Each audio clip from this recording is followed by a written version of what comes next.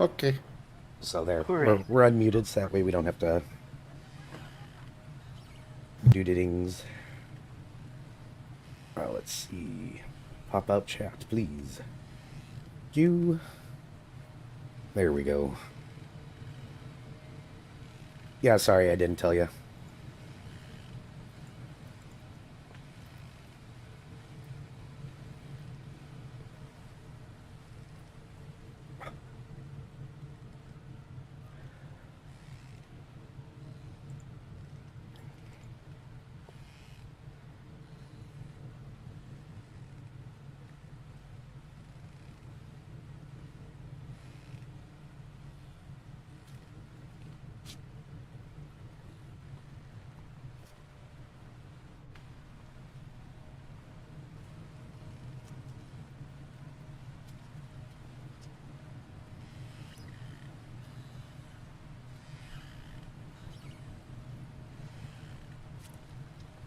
Hello, Ido.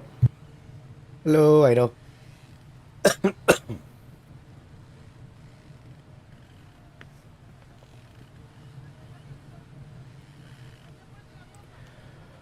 Boy, oh boy. Hopefully we are ready for tonight's session. I have stuff, Oh no. depending on what you all do. Or maybe it'll just be a quiet evening. Haha! You can all sit around and sip tea. With Betty.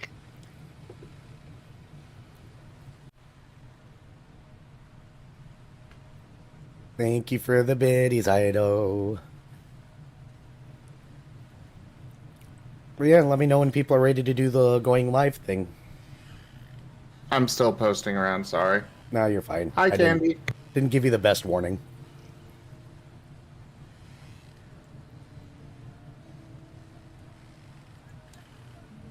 Hmm.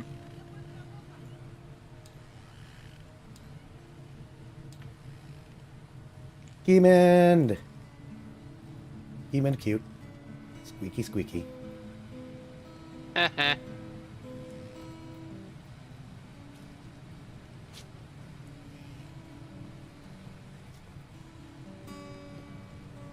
Later.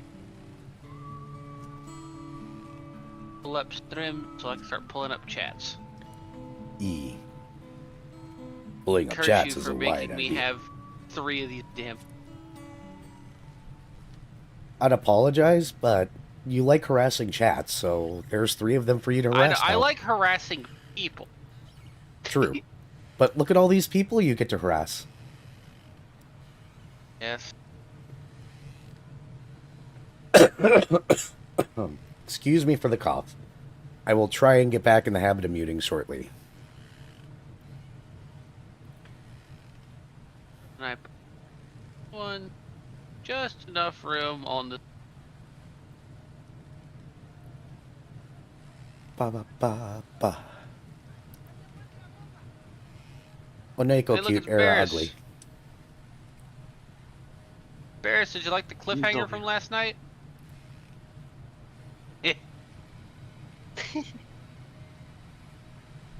We will have a good time, but did you like the cliffhanger from last night, Mala? No, I didn't. Lol. But what's wrong? It's just a friendly mushroom. Everybody likes mushrooms. I'm telling you, it's a fungus! Oh no.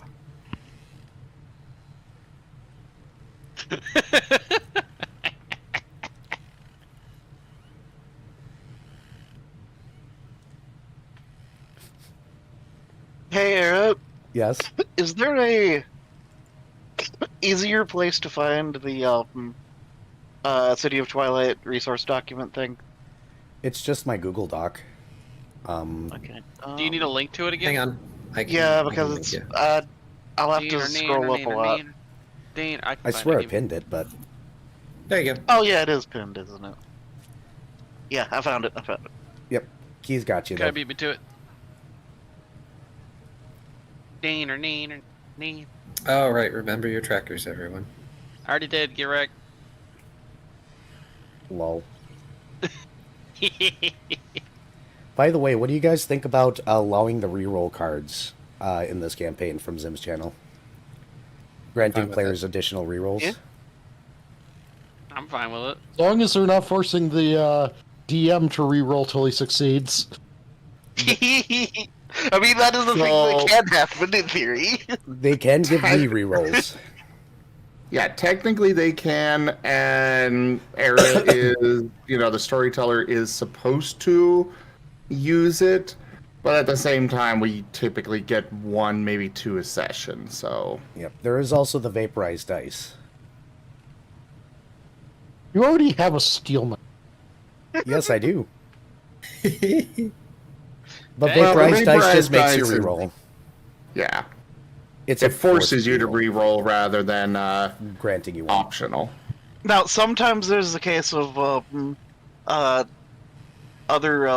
groups with Zim have a what is it, a one Martin vid filibuster? Yeah, to push off until the chat can possibly give them things.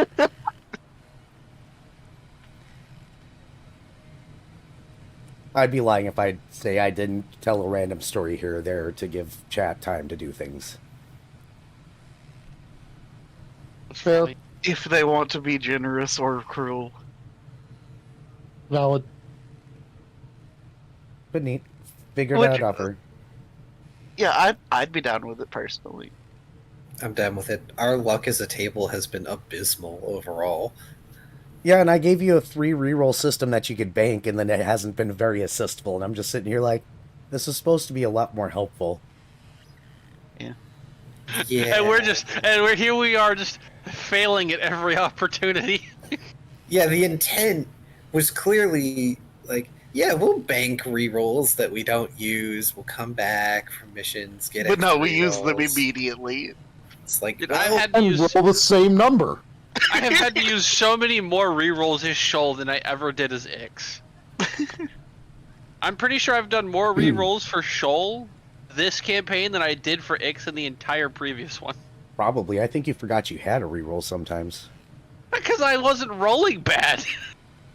At the very least, I was Or- rolling average, okay, and I will always take to be average fair- over bad. To be fair, Viv, sorcerers have this thing where they don't roll, other people do. I had plenty of things I had to roll.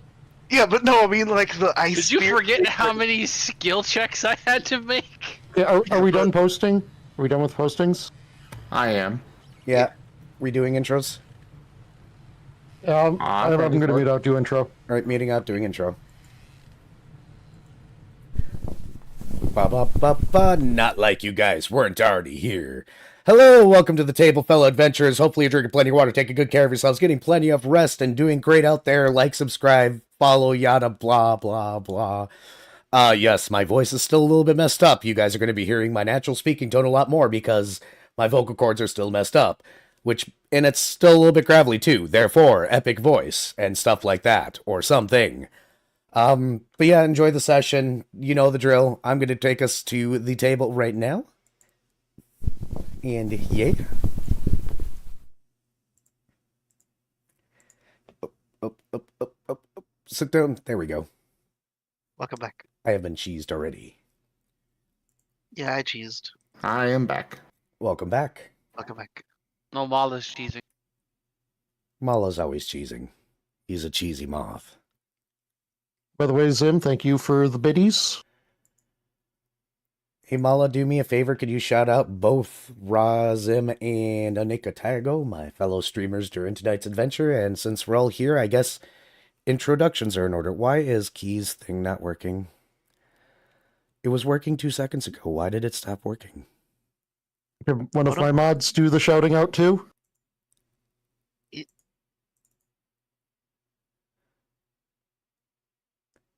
Well, I'll fix this on the fly. While I'm fixing this on the fly, hello, I'm Drunk Dragonair. I'm going to be your lovely GM for tonight, here to cause chaos, or in this case, maybe just a quiet evening with tea.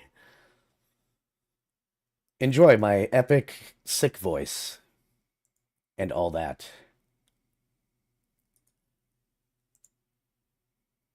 And Key.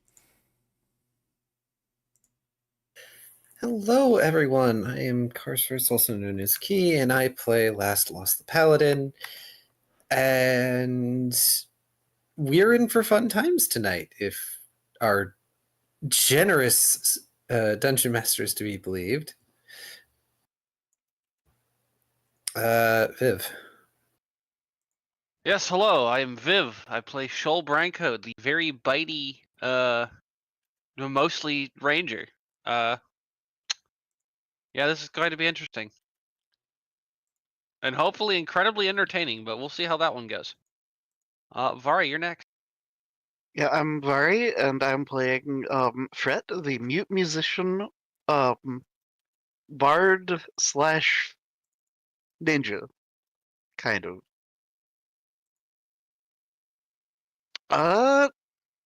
Dr. Volt, your turn. Hello, my name is Oneko Taigo. I am half demon, half cat, all friend. That is not my character in game. I am playing Dr. Volt, the magitechified human artificer who is German and a scientist. And yeah. Go Zim. Hello, everybody. I am Raw Zim, and I am playing as Paint, the African wild dog. He is a sentient feral, fey, doggo, and kineticist entropist. And apparently, the reroll cards are now available on this game. Woohoo! Woo. That is correct. So feel free to use those on Zim's channel. The party could really use rerolls. And I do allow banking of up to 3, so there you go. In the meantime, I guess it is time for a recap, huh?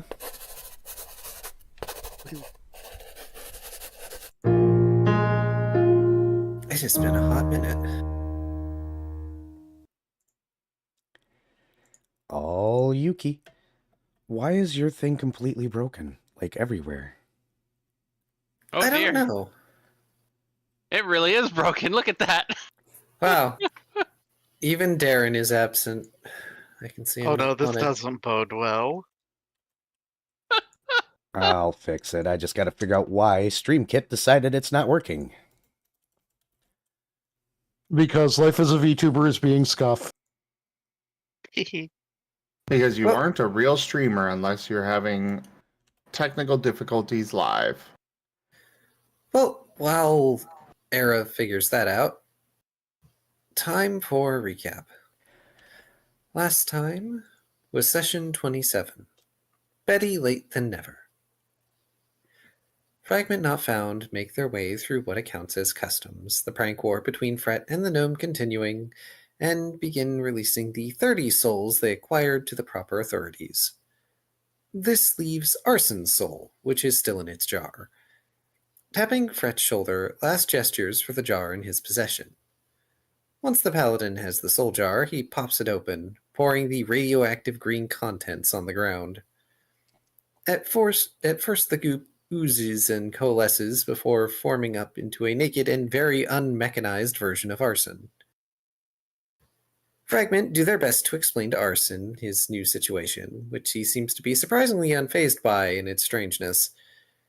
He's even convinced to leave his body with Volt, but with the caveat that he gets his augments back at some point.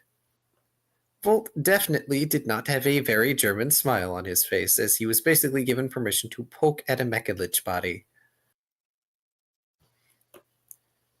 Before he goes with a cough, Soul Chaperones, Arson requests a particular obsidian gemstone from the Recallers, as it was the first of his collection, and his favorite.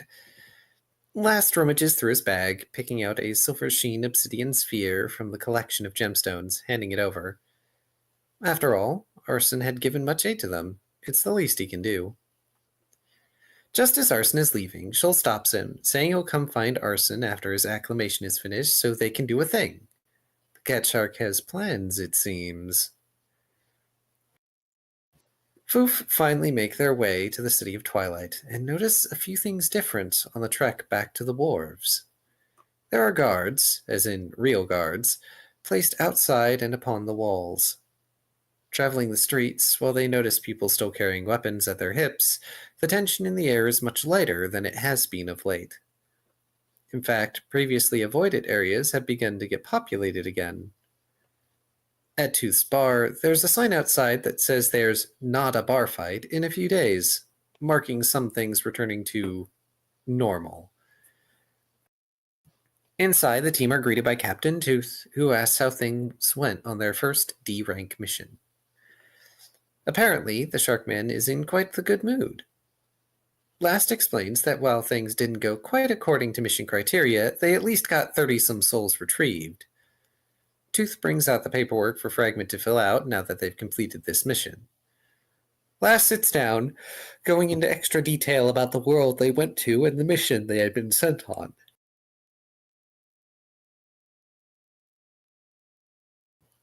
Every detail, down to the factions and organizations they encountered, as well as the customs they observed and needed to participate in. The notebook given to him by the client is also included in this report. Tooth also gives Last a certificate noting that Dextrol has officially been issued his rank up, which will happen as soon as Erebane can be located, since Erebane does that.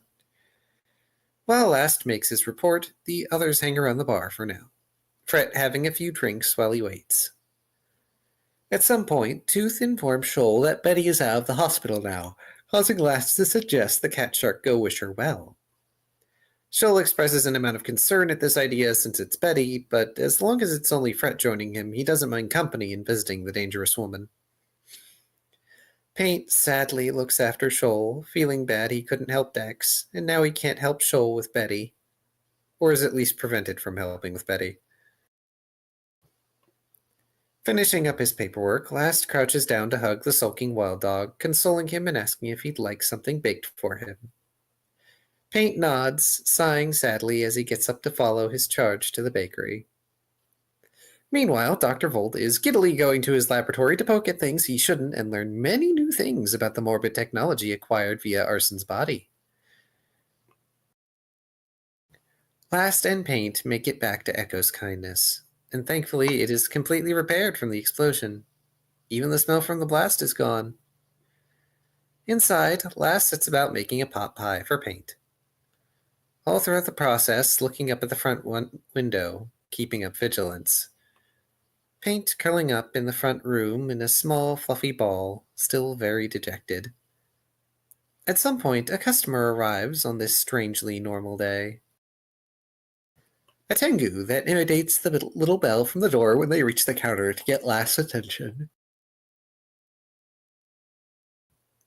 The Smokeling greets the customer, who gives him a note that seems to be a catering order. While it would take some time, Last seems happy enough to fulfill it. The avian customer looks around for a menu, flailing a bit until Last lets them know they can pick out anything in the cases. Spotting some teacups and a kettle behind the counter, the Tengu takes a teacup, holding it in their beak as they regard the baker. It takes a moment, but Last gestures for the client to take a seat while he puts the kettle on to make tea. Off in Pleasant Meadows, Fret and Shoal reach Betty's house. To their terror and surprise, Betty greets the pair of her callers with a smile, inviting them inside. Betty has shaved off most of her hair and expresses to be happy to see them. This only serves to scare the both of them even more. Telling Shoal and Fret to have a seat, Betty says she'll explain why she's being so nice, but first would like to know what tea they prefer. Shoal requests chamomile tea, and Fret pulls out a ceremonial tea for himself. Tea is made, and Betty sits on one of her cushions, finally getting the chance to explain her rather new demeanor.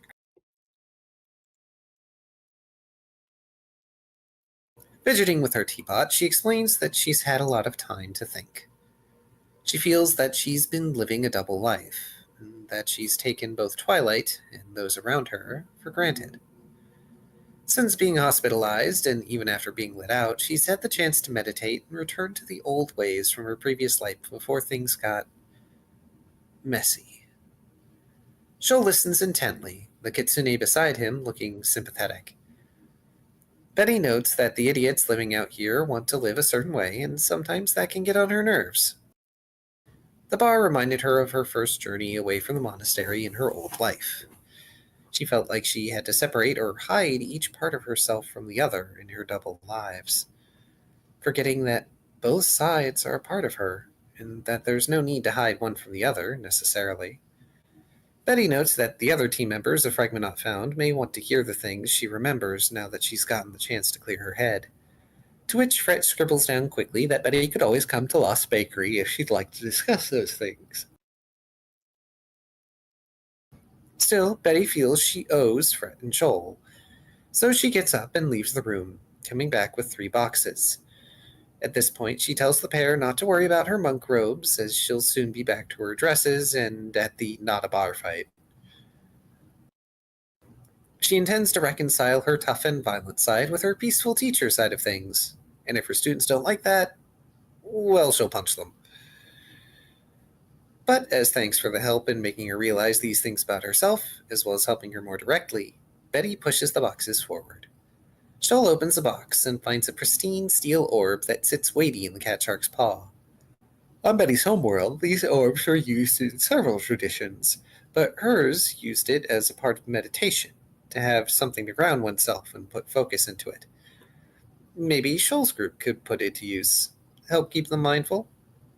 Shoal balances the orb on his snout while Fret writes out that it's a thoughtful gift. Betty says that apparently if you meditate and put focus into the orb, it'll last an entire day. A reminder of sorts. Each box has an orb in it, that their callers may distribute among themselves as they see fit. With the gifts out of the way, Betty has tea with her friends, and it's quite the relaxing time. For Betty. Yes, or Betty. Dr. Volt returns to his lab, finding security procedures still in the process as he takes the body right inside. Everything has to be perfect, after all, or so Dr. Morin says. So Volt holds up in his lab and begins the examination. One of the first things the good doctor notices is that there are burn marks underneath the augmented parts, such as the plate on his chest. One arm is almost entirely replaced. Even more disturbing is it appears as though the metal was molded onto the body while Arson was still alive. Magic used to mold things into shape as the molten metal cooled. The internal organs appear to have been almost entirely replaced by contraptions of some sort or another. As for the heart, Volt is at least able to surmise that the heart is a power cell-operated affair. Something that he could fix up and it wouldn't need souls to function, especially outside a world where magic isn't being blown away constantly. The battery appears to plug into the heart chamber to power a relatively primitive motor. Dr. Volt is certain he could modify these designs to function more like normal golem parts if he worked on it. Disturbingly, he finds that the metal goes up the spine in certain parts, including up to the brainstem. Getting the parts up and running, however, is a very different task to getting someone to subject themselves to the augmentations. But hey, it's not unethical if a test subject is willing.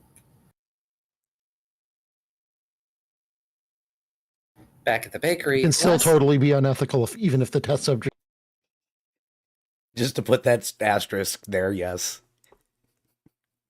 Yes, to Volt, it's not unethical if you are willing, because you submitted yourself to him. Also, you probably signed a waiver. In real life, totally unethical. Don't do this. Don't Indeed. pour molten metal on somebody, please. Yes, please do not do these things. No. Anyway, back at the bakery, Last presents paint with a pot pie, the crust having a raised portion that spells out "Good Boy." Paint shuffles over and looks over it, sniffs it, and then digs in. There are several other customers that come and go while Last fulfills the rather large catering order. When he finishes, he presents the boxes and boxes of baked goods to the Tengu who ordered the catering. The Tengu hops out of their seat and begins to leave the bakery. It takes a moment for Last to understand, but as the Tengu chirps and motions for him to follow, he pauses to address Paint, asking the wild dog to look after their bakery while he's gone. This is a mistake, because as soon as Last leaves, the next customer is tackled and licked by Paint. Last follows the Tengu further and further north through the streets of Twilight, all the way up into Shadow's playground. Off to a broken-off section of the city to a very specific building, one that is as whole as it can be up in the fractured northern districts. This puts Last somewhat on edge, but he still follows the Tengu inside. Surprisingly, the inside of the building is well lit, with many seats and several tables set up.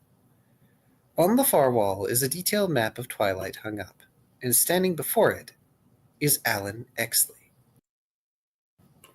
Mr. Exley takes note of Last's ingress and thanks him profusely for the catering on such short notice.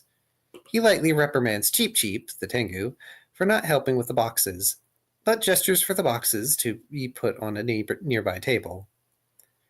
With that done, Last comes over to Mr. Exley, observing the map and asking about it.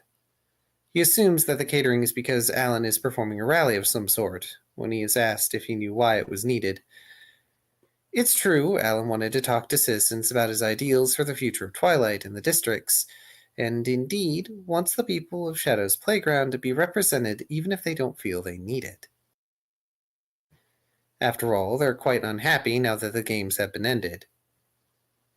Though for the map, Alan apparently found it in Arabane's palace once upon a time when he got lost trying to attend council meetings. Last notes that he expects Shadow's playground may have ill will toward him for his part in ending the games. Exley replies that some may, yes, and even says Last sounds like Arabane when the paladin speaks on the freedom and choice he represents, even if that is not understood. It's at this point Alan asks how Last prefers to be referred to. Last? Lost? Last lost? Does it even matter? There is a breath's moment, and Mr. Exley refers to Last by his old name, Halsareth. The last survivor stands before Alan Exley, demanding to know who he is to speak that name to him. Apologizing, the politician moves toward the prepared stage, saying if they were to be friends, he wanted to call Last by the name he prefers. Sighing, he mutters about how nobody came again. Bristling a bit less, Last remarks that Alan's efforts will bear fruit, given their persistence. And so Alan Exley makes a parting statement to the empty room on his hopes for the future of Twilight and the districts, hopes on ensuring equal representation of all districts and citizens of the city.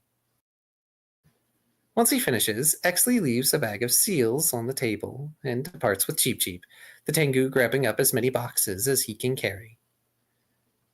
Turning back to the detailed map, a map that looks like order imposed upon Twilight, Last mutters about how he lost the right to his old name long ago.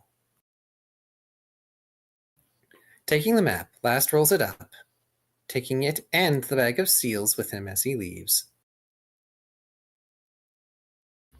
Back with Fret and Shoal, they converse with Betty on when it would be best for her to visit the bakery the next day. Betty thinks on it and says that any time before or after roughly noon would be fine for her, if they can figure out a good time around those wide periods. They end up making Betty choose, and she picks 2 p.m. On finishing their tea, the recallers take their leave, waving goodbye to Betty on their way out. The frighteningly kind smile of the mighty woman being the last thing they see as she shuts the door. Dr. Volt is elbow deep in the guts of his patient when Dr. Morin pops his head into the lab. The avian scientist looks concerned, hoping the patient is under anesthetic, given that looks painful. Volt informs him that the patient is quite diseased. This piques Morin's excitement as he comes inside, not so subtly hoping that the body was acquired by legal means. It was, technically. But the pair admire the crude but fascinating technology that is part of the Mekalich body. Morin commenting here and there about the functions and purposes of the augmentations. When he can wrench his attention away from the corpse, he presents Volt with a file intended for Last.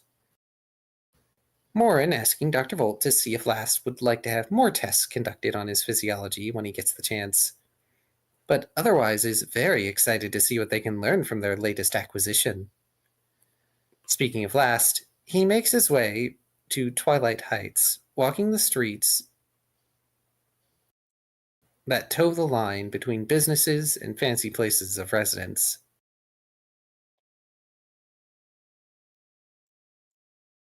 Eventually, he makes his way to the office of his old therapist, from the days when he was still acclimating to having come to Twilight. Knocking on the door, he is told to wait a minute, and so he waits politely. Soon after, a small person in a hoodie comes out, looks up at him, then scuttles down the hall. Apparently a patient with issues in regards to their height, as they were once one of the tallest races in their homeworld. Last is ushered in by the therapist, who asks what the honor is that brings him back here. It has been quite some time, after all. Last ponders this, then ensures his old therapist knows he is addressing Last right now before he proceeds, asking for his files, or at least a copy of them. While this is something that can be done, Last is asked what brings this on. Speaking honestly, Last states he has someone in his care who is taking on the therapist profession, and is, in turn, functioning as a therapist to the Smoke Lion. Before anything can be done on retrieving the files, Last asks if anyone has been in them, if his old therapist has spoken his old, real name to anyone. The therapist says he is not, and has no memory of showing anyone Last's files. The Paladin takes the time to inform his old therapist that due to recent events and certain mind-meddling factions, he has good reason to be cautious. Even so, Last sits down to wait while his old therapist goes to retrieve his personal file, promising to greet their next patient with all due politeness and respect.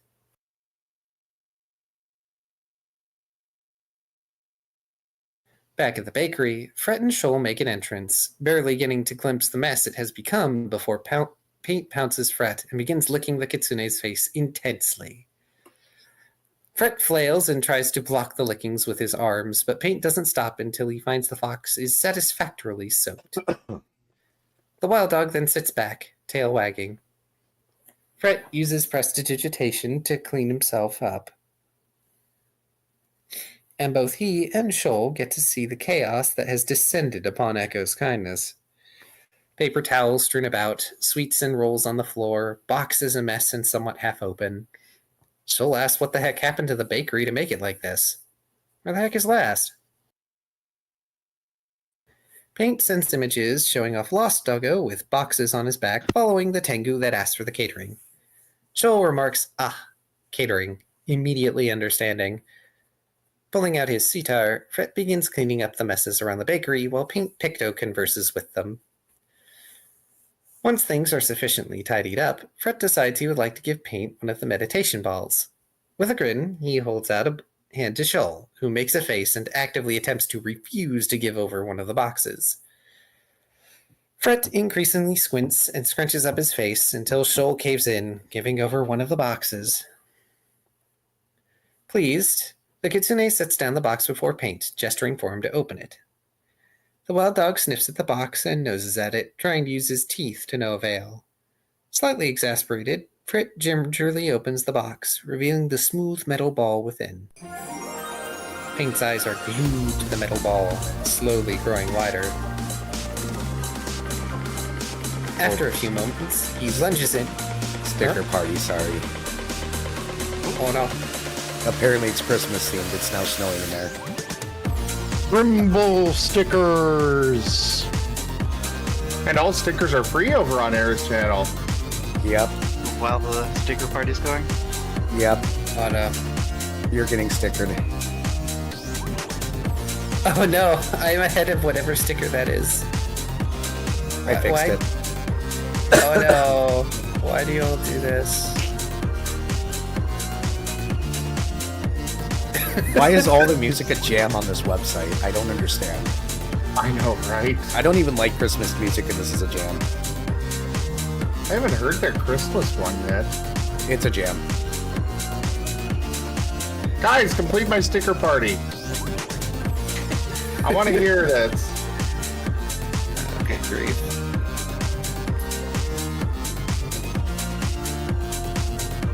I notice I don't bounce either. That's because you're broken right now, so you're a static image. When you're done with recap, I get to hit the little green arrow on Discord. Oh, you didn't. You didn't update it yesterday. No, and I you left haven't it just updated- to irritate Panda.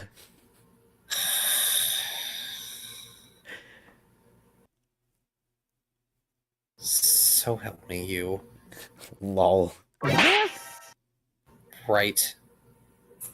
I believe the sticker party's over. I think you're safe to start Okay. talking again. Did you two do that on purpose? Huh? Vari and Ido just slapping stickers, and it was perfectly lined up. I absolutely that was not intended. Right. After a few moments, Paint lunges in and chomps on the ball hard, prancing about with it briefly before he lets it down, finding it not particularly chewable and such.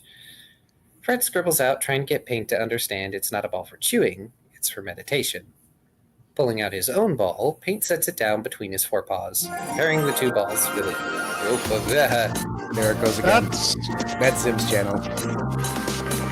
Oh, Oh. okay. So Sticker party. Yep, sticker party. We'll get through this eventually.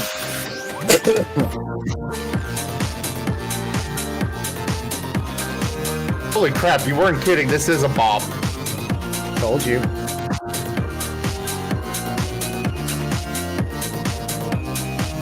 This makes me think of gummy ship level music. Yeah, but it's not annoying. Yeah, very true. Like every sticker party song is a bop, and it annoys me. This goes on for a while.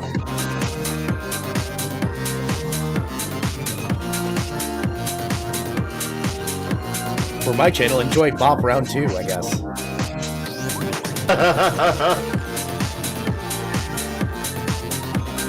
so many stickers. Yep. It's only 1,000 bits to a sticker party too, so And I don't even know how to throw stickers, so. it's an extension. You just go into the channel and hover over. It should be on the right. All right, I think you're good. Key. Okay. Sorry. No, you're fine.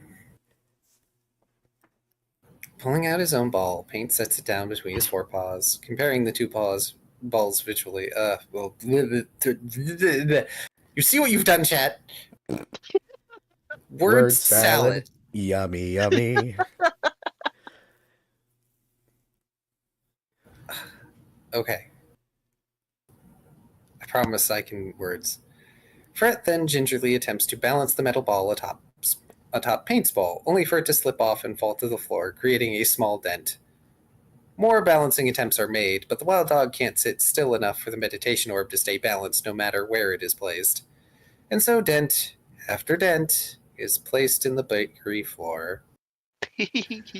Once he realizes this, Fret panics and begins playing his sitar again to mend the floor.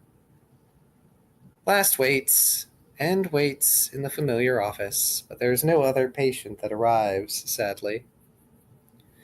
Everything is laid out incredibly meticulously, just as he remembers his old therapist to be. Soon enough, said therapist returns, providing for last his personnel file. It is a rather thick file with many notes and session numbers and other things. Thanking his old therapist, Last goes to leave the file, telling the man to be vigilant and to be safe. By the time Last returns to his bakery, everything is pristine again, with Fret on the floor playing his sitar. Paint sitting with the metal ball before him and his ball between his forepaws.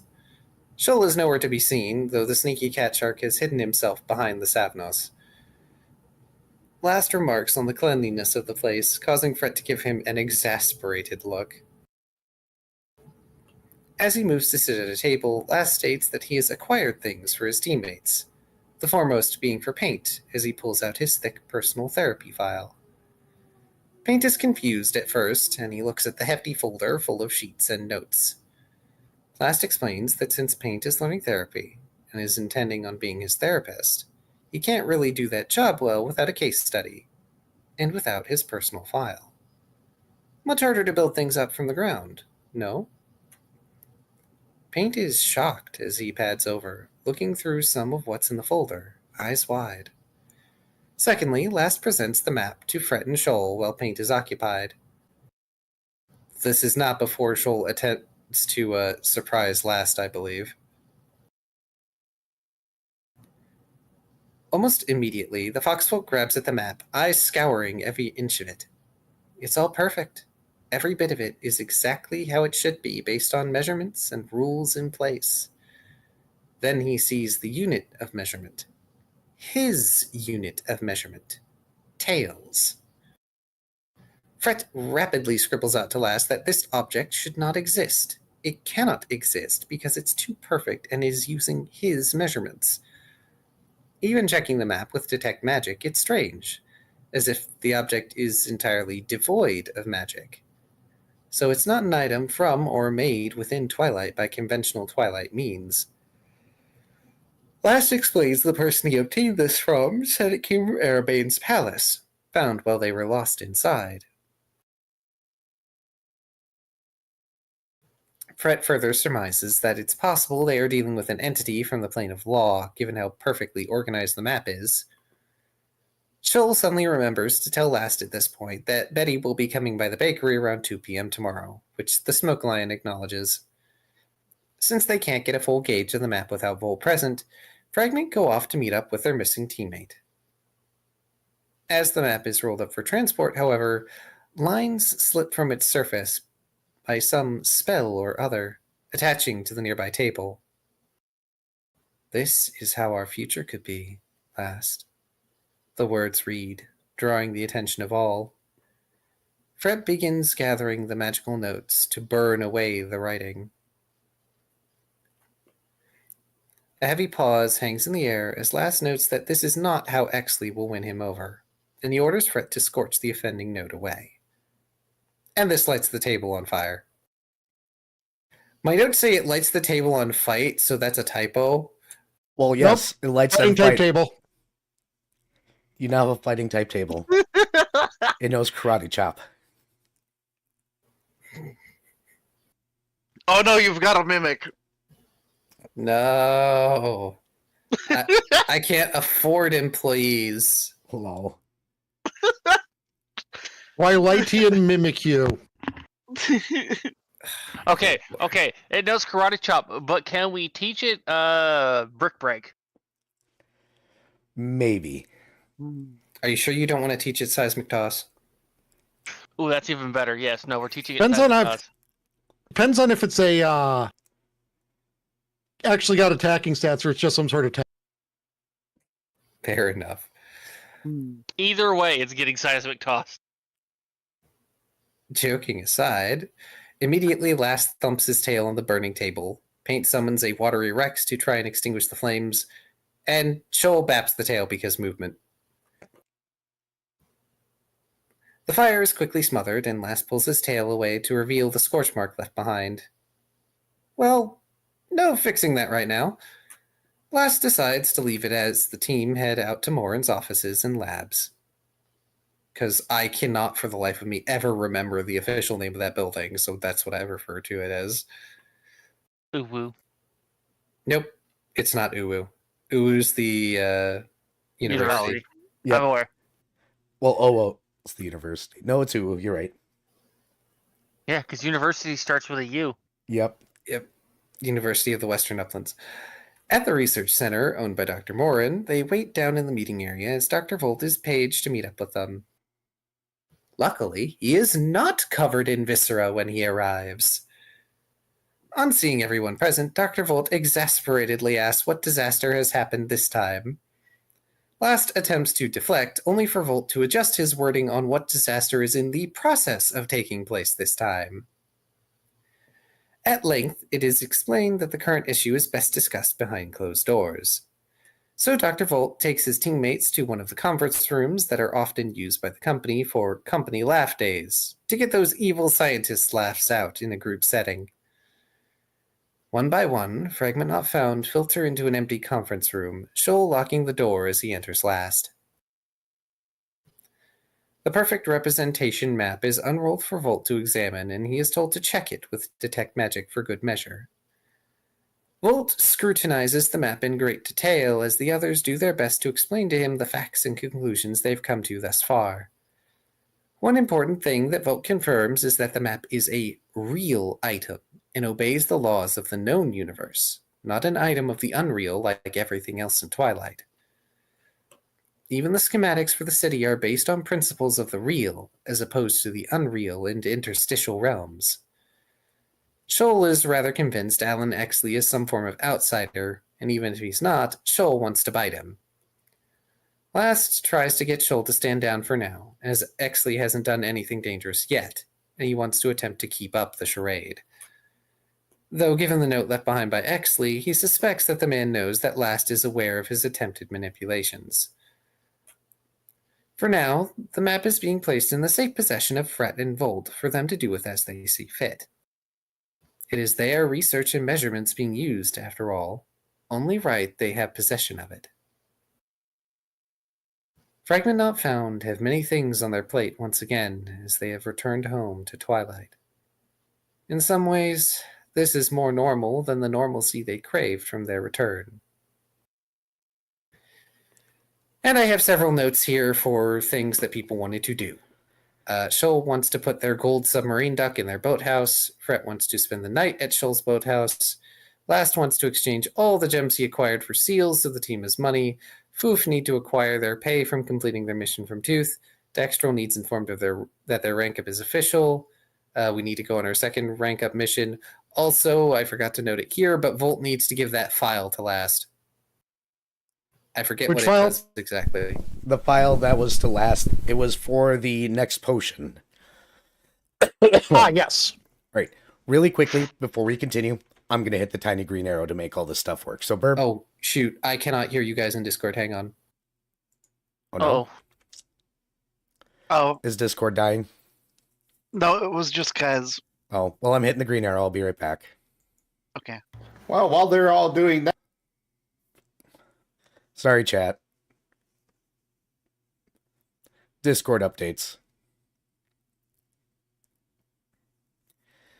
Watch this take a year.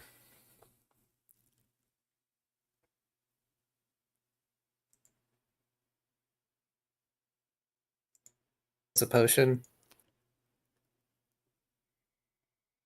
There we go. I think that's all he said, that it was a potion.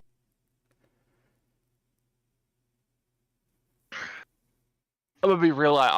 It just that particular sentence just like immediately left my brain. Well, it's almost working now. A different person's broken. Oh, Is no. it me? It's me, isn't it? It's Viv. Called it.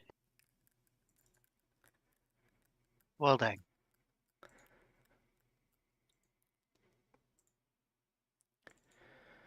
Well, I'm gonna bite the streaming. I'm gonna bite the streaming software. I'm gonna bite it.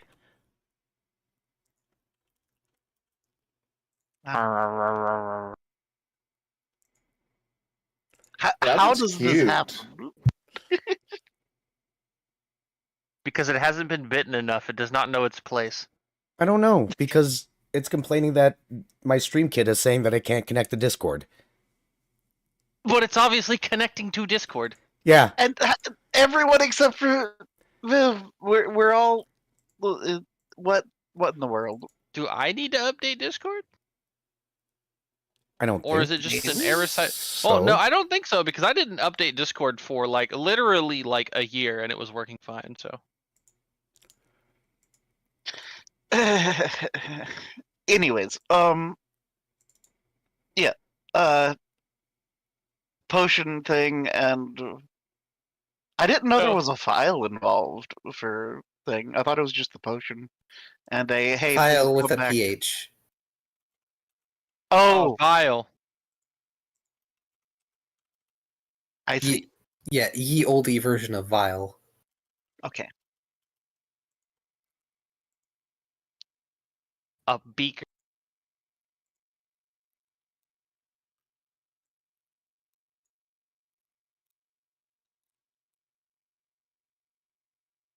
A flask of the ferrofluid sippy.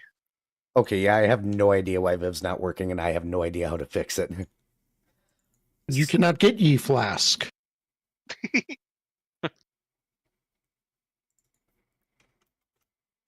Well, you guys can all just imagine my Discord as the Elmo with his hands raised and the background is on fire. Well, have you tried hopping out and hopping back in, Viv? I mean, I could. Try it. Now I gotta pull up Discord. Under all these friggin' tabs. You know what would help? Oh, boom. What would help? Me being on the table. Hey, that fixed. Oh. Kai, how did you never join the table? I was recapping. Here, I'm going to try this once. Okay, I don't know why it's not working, so I'm going to do this. Just put the cardboard cutout of Viv in the place of Viv. I mean, it wait, it shows on the, where's, oh, fuck. I hit the wrong button. Accidentally exiting out of Airstream.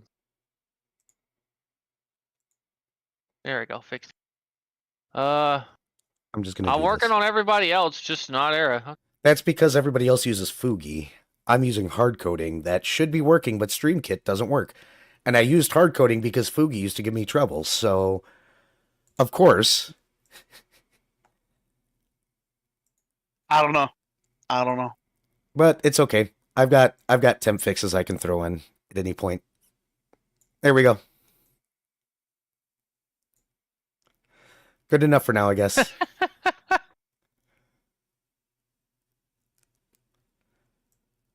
All right, so there we go. Good enough for now. All right, ladies and gentlemen. Yep, you guys had a rather eventful day, and it sounds like everybody was winding down. You guys had a few things that you were going to do before. Or does anybody want to do anything before basically going their separate ways until Betty shows up? I do believe that Fret would like to visit the World Mirror. Sure. And watch some kitsunes doing some things potentially. What kind of things? I don't know, whatever Pain's doing. Oh, you're watching your relative. Cousins? Cousins. Got it. Second cousins. Something like that. Shoal is going to... I guess follow Fret. Dr. Volt, I'm assuming you're going back to work? Yeah, that sounds like the wisest of ideas. Yeah, you got a metal portion of a body to remove. It's gonna be Gotta fun. give him back his implants. Gonna be fun to debone these implants. Debone him like a chicken. Quite literally. Boneless implants. Yo, can I get that arson? Boneless. I was about to go for the boneless arson, and I heard you leaning forward against that microphone, and I was like, "Yep, doing it." We shared the brain cell. Is Volt going to give Last the vial, or is he going to convene? Yeah, Dr. Volt will deliver the file to Last.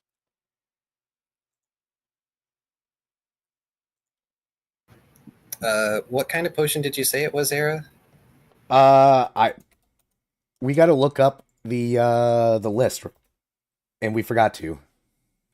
Okay, well, it is not a big deal. It's not going to be used immediately anyway. I'm just going to call it the vial of last juice. Yeah, for now. Wow. I remember I sent you a list of augmentations, and you chose one of them at first, and this was you getting to choose again. But we'll look into that later, I guess. I'm sorry. No, it's fine. We have been busy. It's holidays. Yep. Anything else, though? Anybody want to go anywhere particular or do anything specific? Last is going to go find Dextrol and tell him that his rank up is official, so we can actually do that. Oh, good. Dextrol is more than happy to have his rank up. He asks when it's going to come.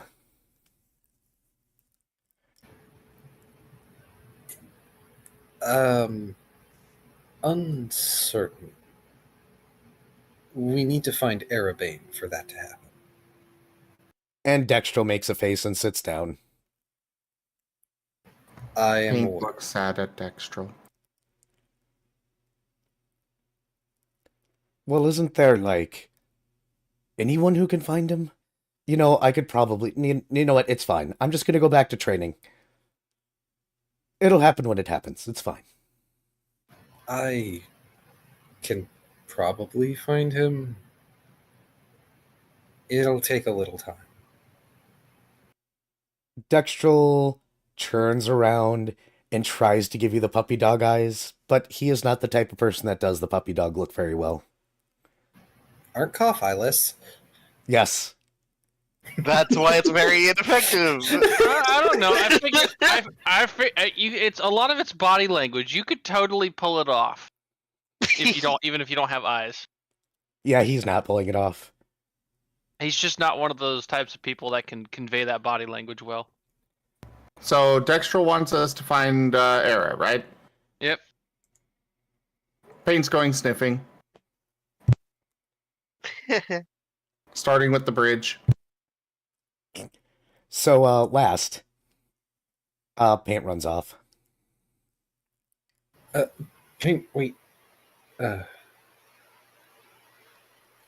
He turns briefly to look back at Dextrol. I'll call for you when we can find him. Oh, thank you.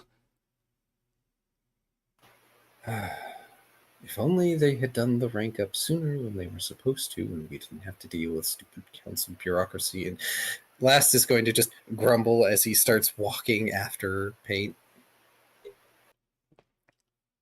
Dextrol shouts a thank you, and then goes back to whatever he was doing.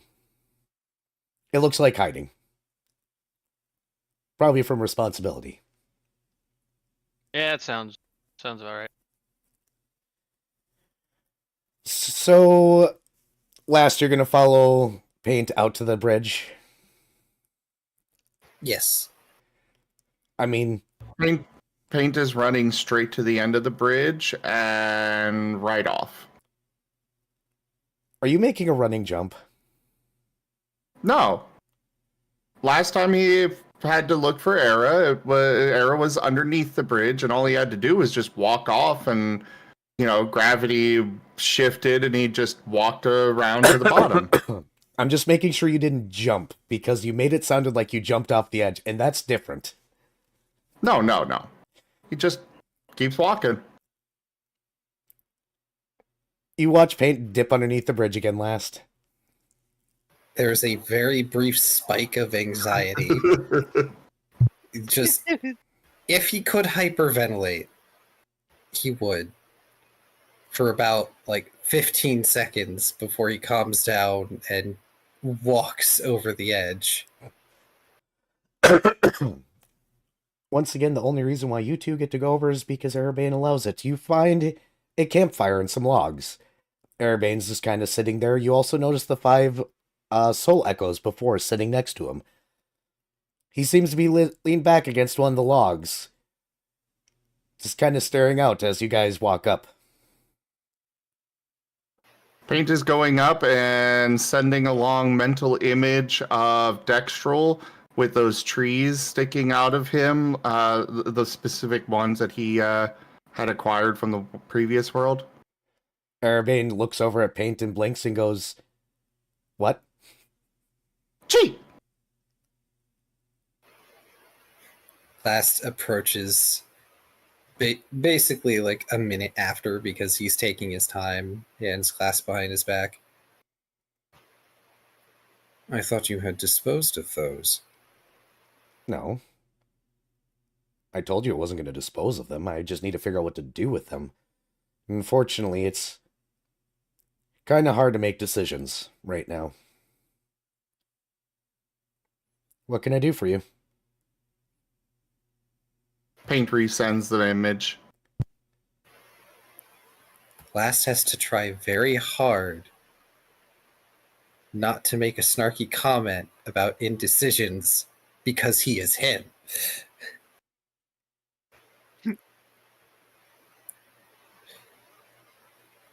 Dextrol has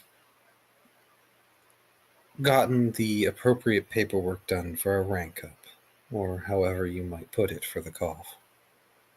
Oh, is that all? Yeah, I can help with that.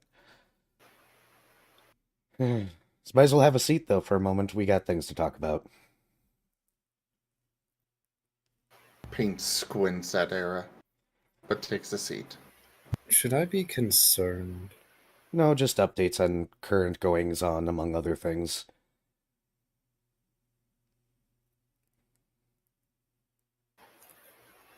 As you wish. Last shrugs and then comes over and sits right up next to Erebane. He has no qualms about being close. And yes, I got them with me. They were with my body for a while, but all the scientists are busy in the city, and I don't exactly trust anybody doing experiments on them with how weak their energy is. Consider making cough, but I don't think they'll take hold. Trying to decide if having mortal children in the city is dooming them to a fate of being stuck here, if they're going to be able to leave, or... So they're here with me for now. But the other reason why they're here not with my body is because we had to close a gate. We did find out how the God's blood was getting in the city. Oh, fun. Turns out that somewhere along the route, after you guys brought it to the attention of the recallers, they found an indiscrepancy with some of the filings. Turns out somebody was messing with one of the file keepers there. They used it to find out information of where to obtain God's blood, and may have scouted out a place for a gate where I wouldn't necessarily notice it. Needless to say, we have very dutifully closed it down once it was brought to our attention. I'm telling you this because the recallers aren't planning on telling you. They're planning on dealing with this on the upper levels and with the guards specifically, so I didn't know if the information was ever going to come down. I appreciate you keeping me informed. Especially since there seems to be an active movement to try and keep me in the dark. Well, it's because you're my paladin.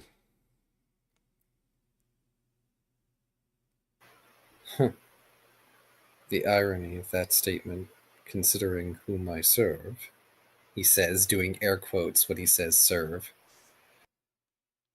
One way or the other, I do believe that the reason why they targeted your companion and that whole non-detector thing is because a non-detectable thing would be felt by me in the city. They were looking for him to build the technology, or at least the foundations, so that way they could create something that would actually be invisible to me and others like us. The Koth, other citizens. And a red herring.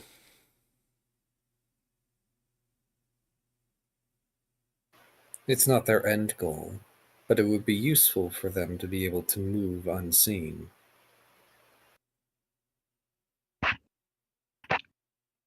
Yep. Whoever it was dealing with Proteans, and Proteans drive people crazy.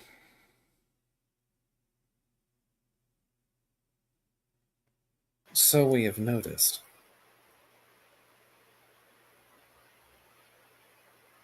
To which, may I ask a question? You may. What do you make of Mr. Exley? Erebane takes a big breath and lets out a sigh. Him. He's fine.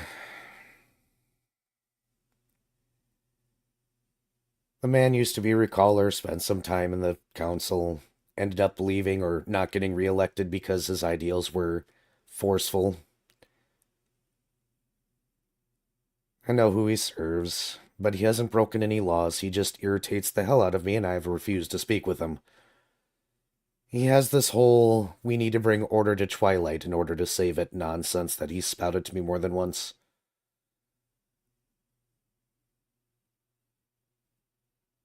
Keeps on bringing gifts from them into the city. Ah, like the map, I assume. Oh, not another one. Paint sends along a, image of the map. Yep, he's done that twice now. Granted, I did give him freedom to leave and come back, and he's been very open and honest about his dealings with them, so I've had no reason to really suspect of him any ill-doing. He's still irritating. But if he gets elected, it's what the people want, right? Well, he has a battle ahead of him. He's chosen one of the most difficult districts to try and be elected to. He's a very intelligent man. A very stupidly intelligent man. I think my concern is that Mr. Exley is a little too focused on imposing order. What he should be focused on is purely making sure that Shadow's Playground gets its representation.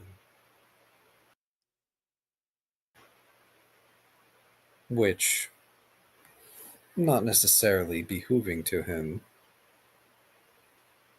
includes giving voice to the chaos they represent.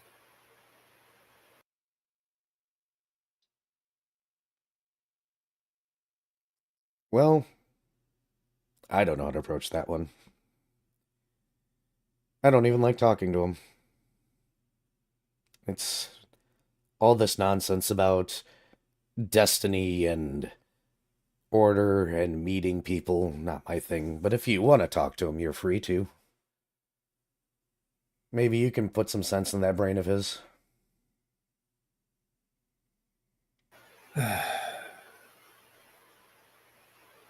I'll give him this. He's polite, and he's not exactly dangerous.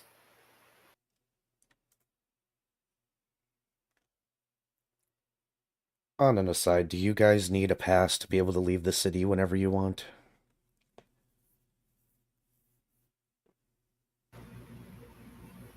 Is there a reason you're offering a pass?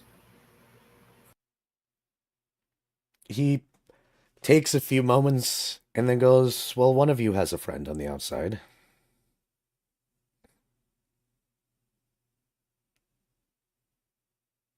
Paint is tilting his head in confusion.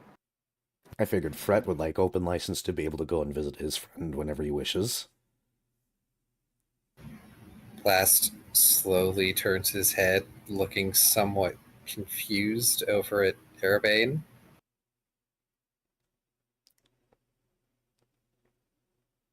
I'm assuming this means he hasn't talked to you. We'll put a pin in that. Let me go ahead and touch on one other thing that happened. And one that I'm not exactly sure how to say this to you.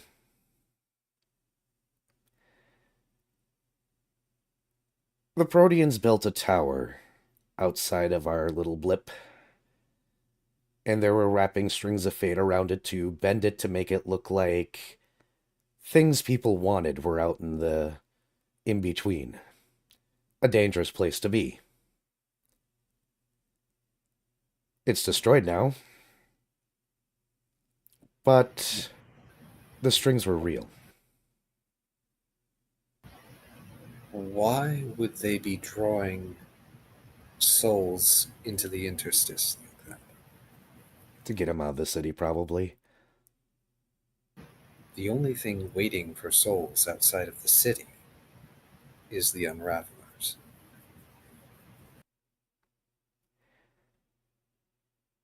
Well,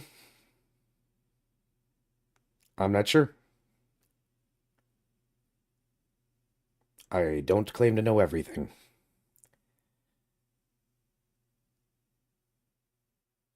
Paint sneezes multiple times at that. Thank you for the vote of confidence, but one thing I do know, last, is one of those strings was yours. Ah.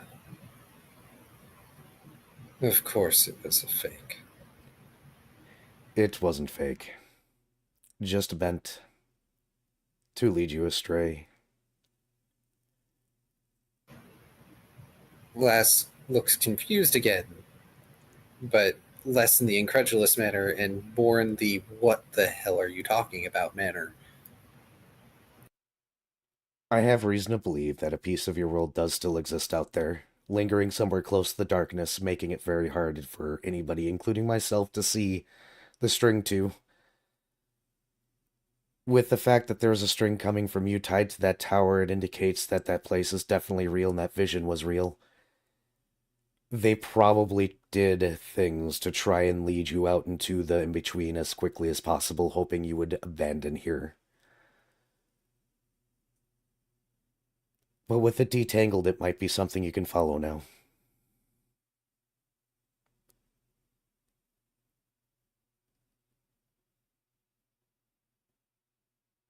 Paint is sending along a mental image of him looking around for a string that is laying on the floor nearby.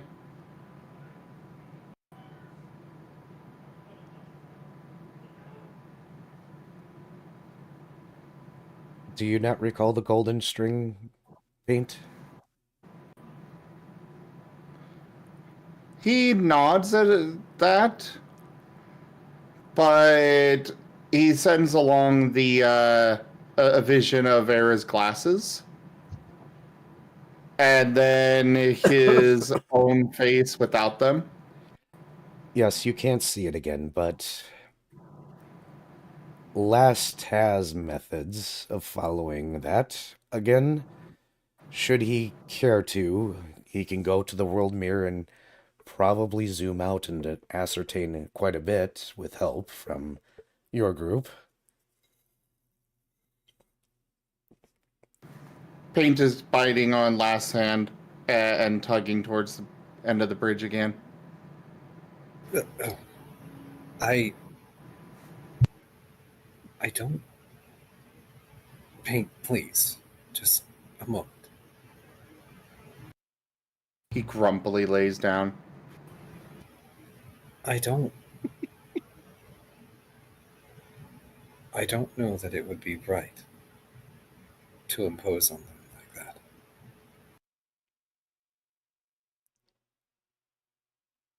I don't know.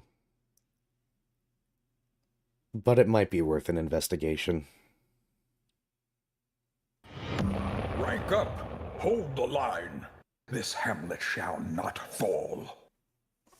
Kenku raided my stream with 8 viewers.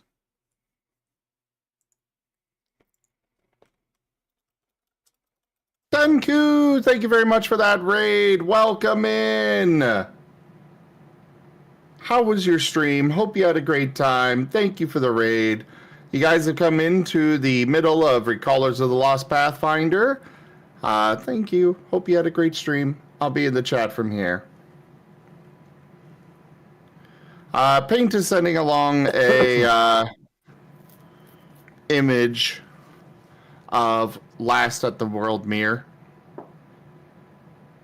And he sends it over and over and over and over.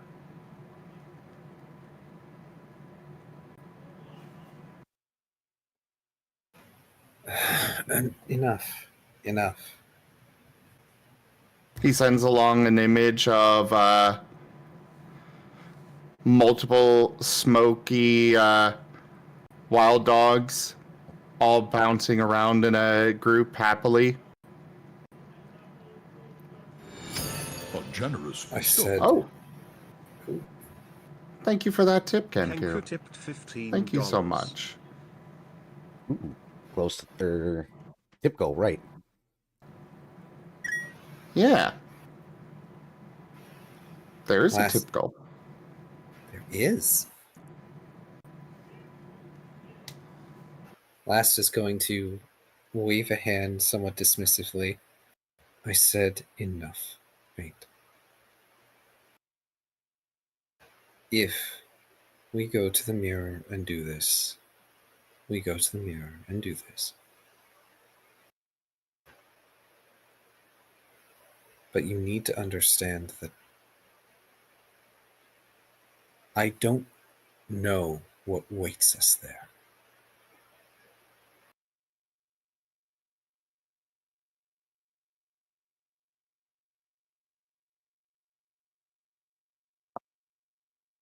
Paint sends along an image of other wild dogs, and you get the sense that that was his pack, and a sense of longing goes with it. And he sends along a cliff with Doggo Last on one side, and across the ravine, the smoky wild dogs as well. And then he brings into that vision the world mirror, but kind of turns it on its side like a bridge across the ravine.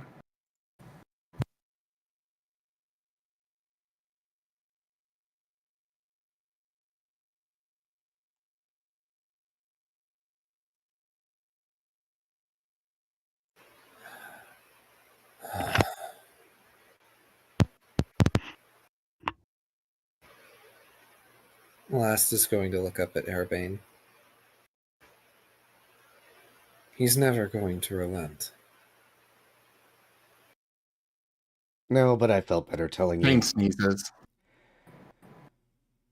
So, well, you have a hard choice to make. So do I.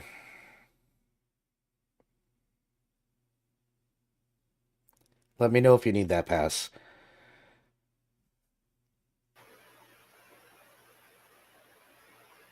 I'd appreciate it. Alright, let's get that for you. He snaps his fingers. And he sits back and he goes, "Do you think it's worth a chance to bring mortal children in this realm when they may be trapped here and never able to go back?"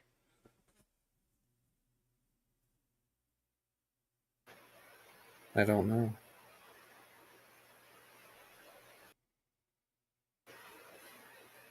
No child asked to be born. We merely make do with the lives that we are given. I think it'd be weird if my children ever asked me to be born.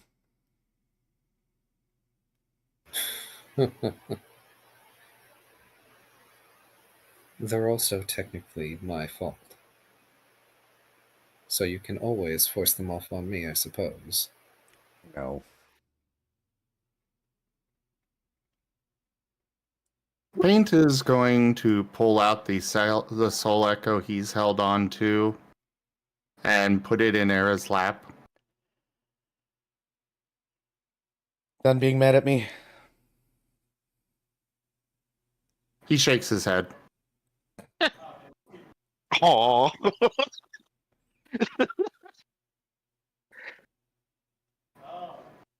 He sends along images of all the things that he's seen since coming to Twilight.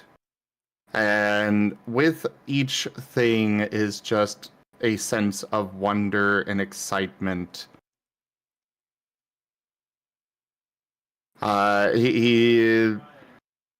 He's sending along images of him running around, sniffing at everything, seeing so many different creatures, so many different things that he's gotten to taste and eat.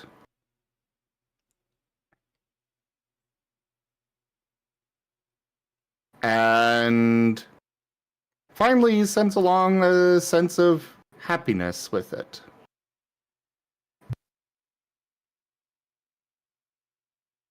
Different perspectives. This is your salvation. This has been my prison.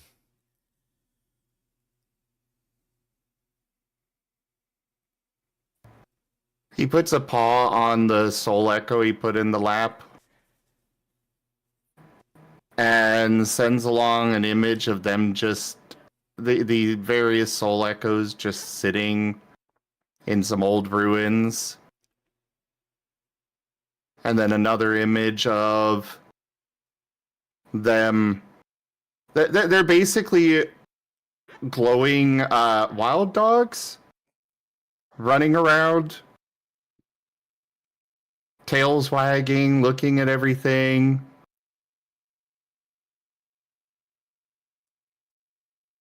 And it just comes with, and then he ends the image with them sitting forgotten in ruins, or them running about having a life.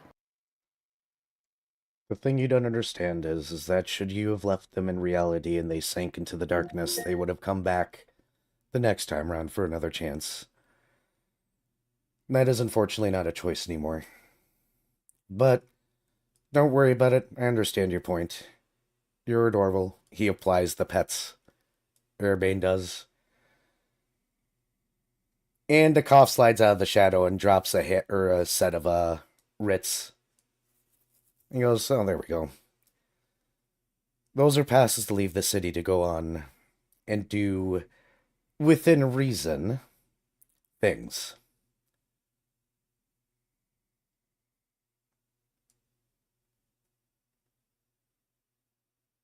Things. As I said, meet other friends of yours, minor investigations. Don't be gone too long. I do not want to have to chase you down. When have you ever needed to chase me down? Urbane slowly turns over at last and gives him a look and goes, I know what I said. I know.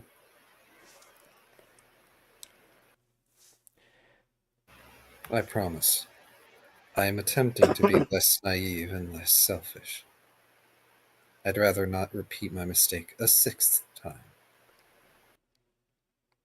Yeah, you will. And a 7th and an 8th and a 12th and a 30th because you got a good heart, kid.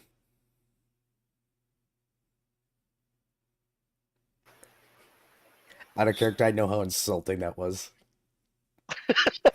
Oh, yeah. Super insulting. Meanwhile, last response is to just look at the soul echoes and just smile a wry smile. Hardly. You do realize for me that's like 12 to 18 children, right?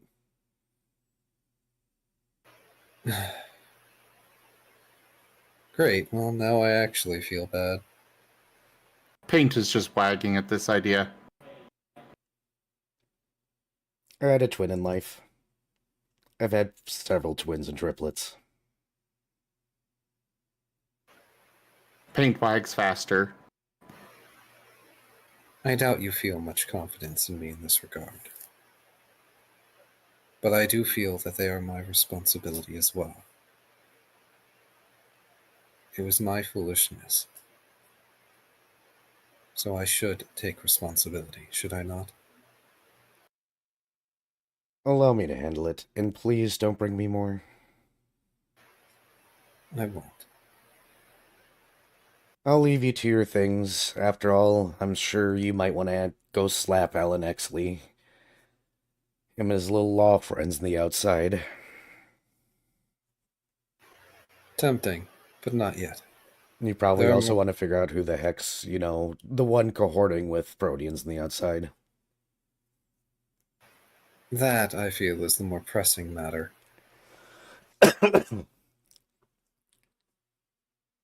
Good luck. Lots of red herrings. Oh, by the way, Alan likes to spout that he knows things that even I don't. How fascinating.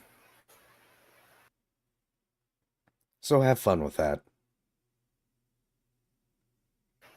That depends on if I have time to have fun with it.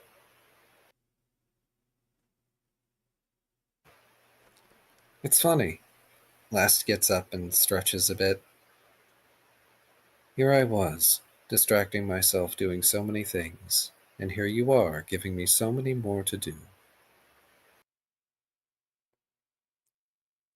Urbane gives you that look and then goes, "So you want to know about a lot of things to do, huh?" With that joking, I'm about to give you a bunch of work tones.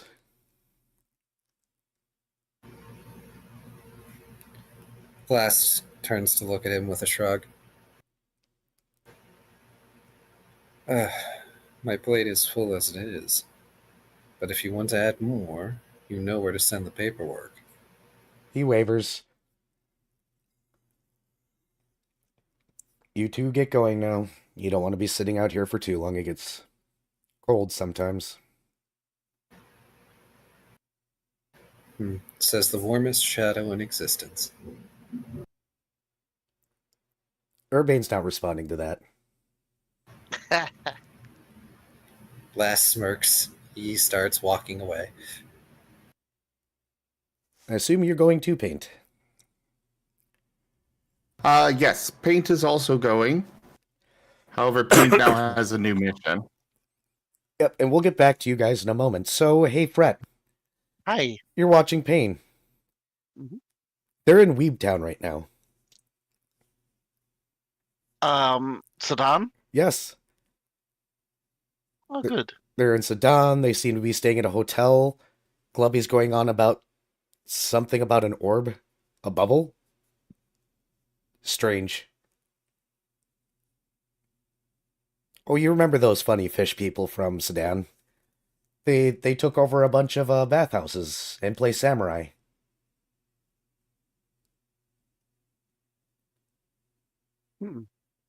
Okay.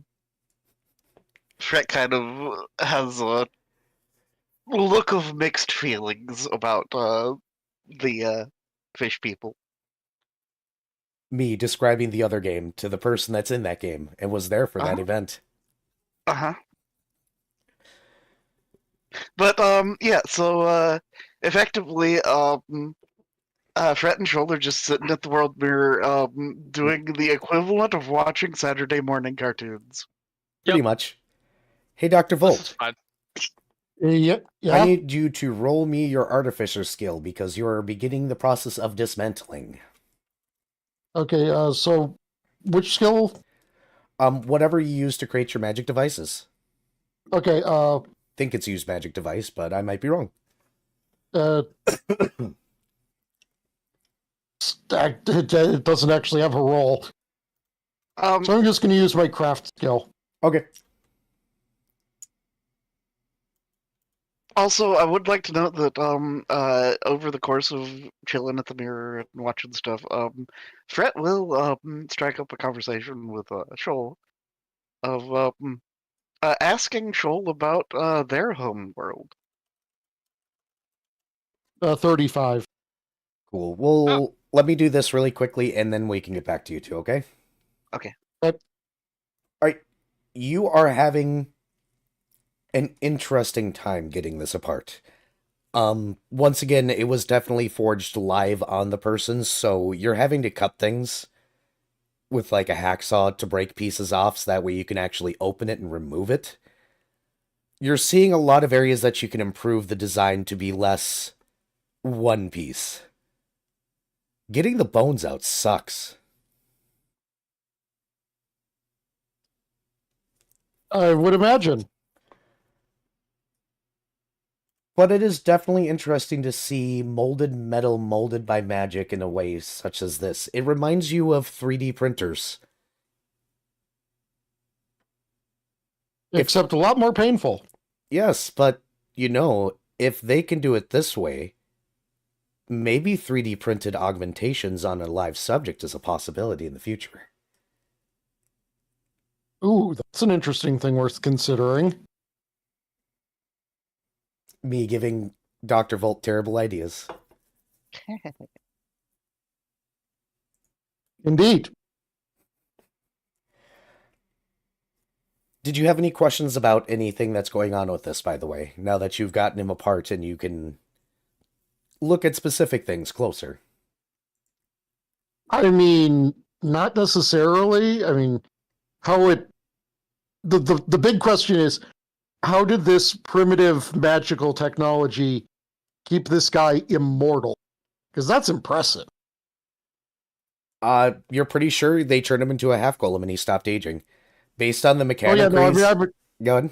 no, you've explained that part. Like, that's basically what Dr. Volt is investigating. How this managed to create a An immortal being. half golem without the elemental spirit side of it.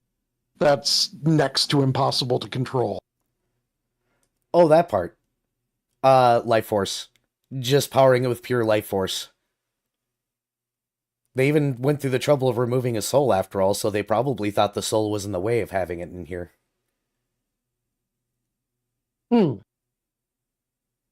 So honestly, it was probably the life force streaming through him that kept him immortal. Significantly less interesting than Dr. Volt would have been hoping for. It's also a hypothesis. It's probably a combination of several factors. The fact that many of his organs were also replaced means that those never degraded and went away. Though, man, they should have changed the filter in the liver at least once. It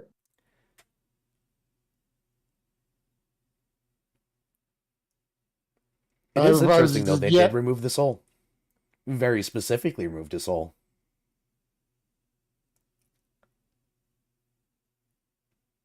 But yeah, we're aware of where his soul went, right? Because that's why it's here now. Yes. Yeah, it was in a bottle. Yep, he kept it in a jar for some reason.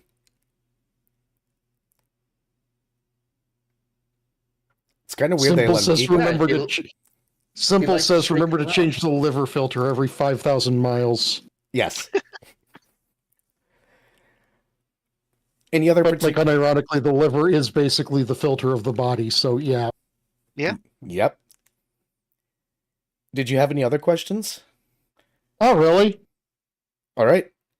I'll leave Dr. Volt to his lab work, probably cackling every once in a while, because I just imagine him doing that every time he pulls out the hacksaw. I mean, it's probably the mad scientist equivalent to the normal person reaction of, I have kitchen tongs. Time Clack, to clack. embrace crab. Yes. All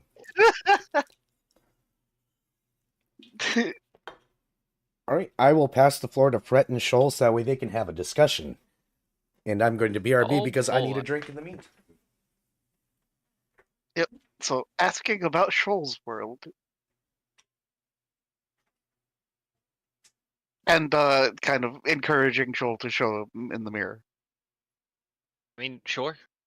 Shoal's going to just,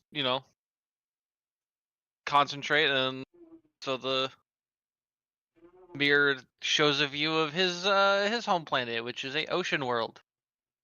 There's not a whole lot of landmass. Hmm. There's some okay sized islands. But yeah, no, most of everything is built beneath the water. So, if you don't have gills, it's not a great place to live. Fret nods. Shoal will then adjust the view to it's something of a city. It's not kind of like, how to explain the architecture here.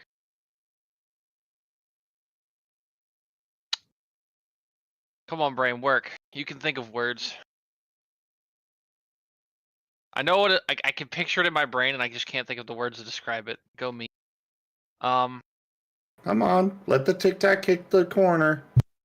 I have at least 3 more than Nova does. All right.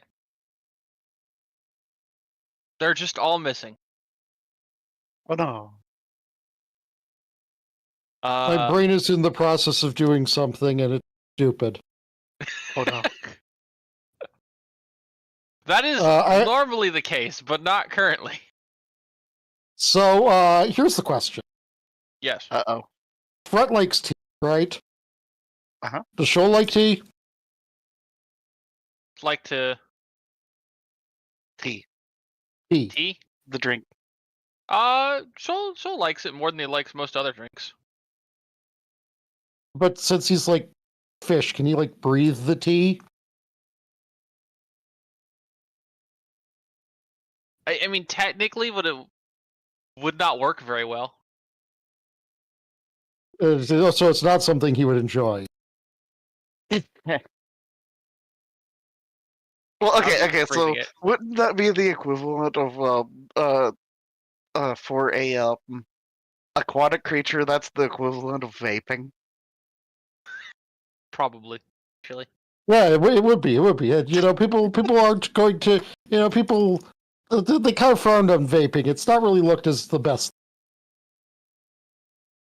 So you know, if drinking tea through your gills as a fish person, that would be some sort of gill tea pleasure.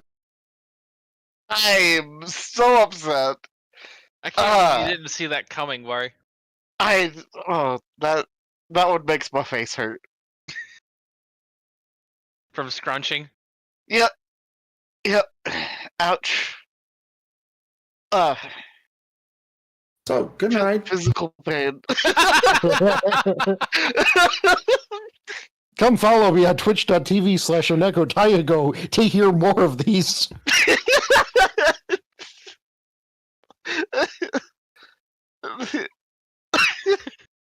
My I brain can just hear the spends suffering in his laugh. a portion of its processing power doing this for no reason. No one enjoys it. Not me, not you. Just suffering everywhere, and my brain is stuck producing it. And since you're producing it, you might as well share it. I hate it. I hate it so much. Okay, so most of the buildings, what 1 to 2 story buildings there are, you know, a few hundred feet below the water, are made of coral, which is sung. It is through songs. It is shaped and essentially grown quickly the shapes that they want it. So Like- you will see a lot of housing is egregiously colorful. And I apologize to cut in here, but I was pulling a drink when I heard that pun out of the fridge, and my body made me walk down in the basement. Oh, the direct opposite way of my PC.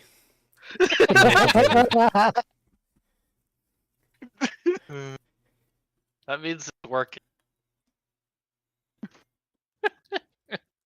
Yeah, Eric, can I pick up the punishment feat? We'll discuss offline, but probably now. Taiga's character is gonna die. So, I have a question. You grow your houses out of coral. Oh, God. Uh-oh. Make anything else out of them? No, stop. Stop. No. No, I want to hear it. I want to hear it. Do it. Do you make anything else out of them? A lot of things, yeah. Your people make weapons out of them? No, not really. But coral that kills people. Why do I got this sudden urge to go stand in my basement for no reason? My eyes hurt. This is why I added the punishment feat. That is staying into the release version of Scar. I don't care. Oh, simple. Seriously, it needs to be a feat line with like increasing amounts of things. All right, continue, Shoal, before this continues. But no, considering that a majority of the population are, cat sharks, while They don't you know, need. They don't need weapons. we are the weapons. Shoal is tempted to try and show Fret Zixrel, the dragon that he worships, but he's also not entirely sure that the dragon. He's also like at least half sure the dragon would notice. It is not probably would not be a good idea. Fret absolutely eggs Shoal on, and it's like, oh, what's the worst that could happen? I lose my cleric powers, or die. Again. Wait, what? What would cause you to lose your cleric powers or die? Viewing his god directly. Oh. His god is not known for being predictable. Yeah. Chaotic neutral. Fret kind of just relents, You know, sighs. you know, they're well past the tier of ancient worm, and they're a brine dragon. And they rule over an ocean world. You know, what's the worst that could happen? Fret will inquire about other brine dragons, and is curious to see one. Sure. I actually don't even remember what the darn thing looked To Google. like. Yup. Ding. Pick the. Do. They have neck frills, shiny scales, and fin. Yeah, and as previously They're- established, there's a non-zero chance that gods can just walk through the god mirror and end up here because they Wait, want a neck tour. Wait, so are Vaporeons technically brine dragons? Yes. Did you know? Put that away Silence. this Put instant. that away, Diego. Silence, scientist. we need the silence brand meme, but it's just silence and it's Tygo's face. Lasered. We need Art Brian around for that. Also, thank you for the sub, Loberon. I appreciate it. I am not cute. Nope, you're definitely cute. Well, I have seen you in person. I can summarily say you are cute. I am fucking not. You are too. yeah, no, you're kind of cute. You are kind of cute, Viv. He is No, kind of cute. Razim is kind of cute. I look like I ran into a frying pan at 80 miles an hour. Yeah, like I said, kind of cute. Moving on. Yeah, like A generous bestowal. pugs are cute. Therein cat tip $10. I was in thinking cute. it, but wasn't going to say it. Thank you for the tip, Vari. The message with it is not appreciated. Did you call him cute? I did. Well, we're halfway to the tip goal, everybody. You guys really Okay. should finish that. It might be a very large boon to the party. We do need the money. All right, let's. The money does help with rent. But yes, no, I am now ruling it that baby brine dragons are basically Vaporeons.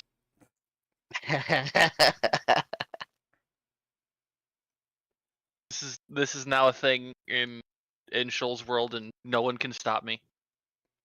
I mean, I could. I'm just not going to. It's in the doc. You can't stop me. I have Shoal's. I have the backstory doc up, and I am adding to it as my brain goes.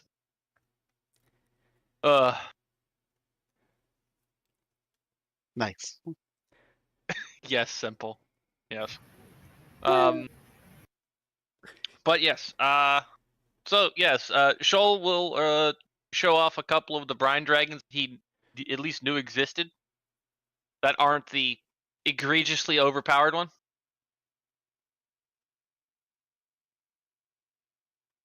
So, you know, finny underwater dragons that you really don't want to get clawed or bitten by. By the way, very bad for your health. Considering there's so much, you know, salt crystals and whatnot coating them. PSA. Dragons are bad for your health. Yeah, these ones a little bit more so. Also, if any of y'all have played Scarlet and Violet, think of Salt Cure but worse. Oh, I liked that move. Oh, it's a great move. It's literally just a, hey, every time I hit you, haha, save or be stunned. A friendly reminder that what's the knuckle stack? Yeah. or Garganical? No, I am thinking. No, I'm not. I was thinking the middle level. I'm thinking the middle level. Yeah. Its Pokedex entry basically says that it shoots bullets made of salt at you to mummify you from the inside out. That's terrifying. Uh-huh. Yeah. Oh yeah, and the Brine Dragon bites drain strength. Ooh, that's a spicy meatball. Yep. Yes. It's what? It's like a 1d something strength. One. So. Yeah. I love drain moves. Also, they get a specific ability for capsizing boats. Of course. So that's pretty neat. I always thought that was funny. So, Paint and Last, are you guys actually going directly to the World Mirror?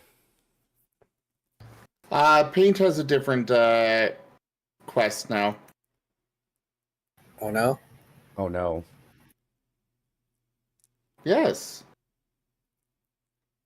Paint has a very important quest now. I'm terrified. Why? Because I'm terrified. He is looking around shops in Twilight and dragging Last with him.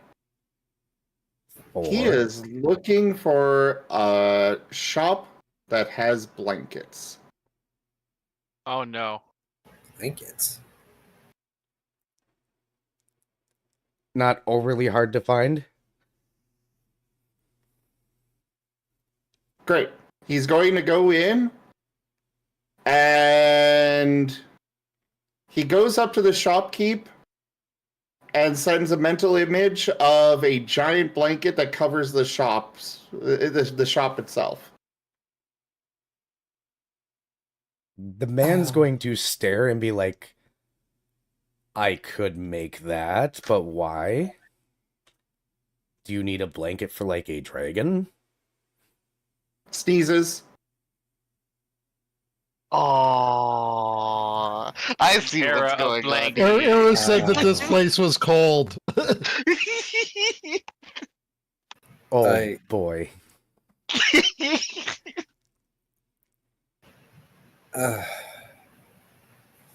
You'll have to forgive his enthusiasm, as Last is currently trying to put the Ritz away. He wants to get a gift for Erebane. Erebane at full size or Erebane as he normally walks around, because those are two different things. Paint sends along super big Erebane. Doggo form. It towers over the palace or castle, whatever it was in the center. I hate to put it this way. I don't know how big he is, and I don't know if I can make a blanket that big. Last is going to gently pet Paint on the head. Erebane can appear in many sizes. Why don't we get a more reasonably dragon-sized blanket for him? Large creatures is over there. Paint is going to go over to them. The shopkeeper has dodged a bullet. He's pulling it off. I assume it's on a shelf. There's several of different colors. Okay. Well, okay.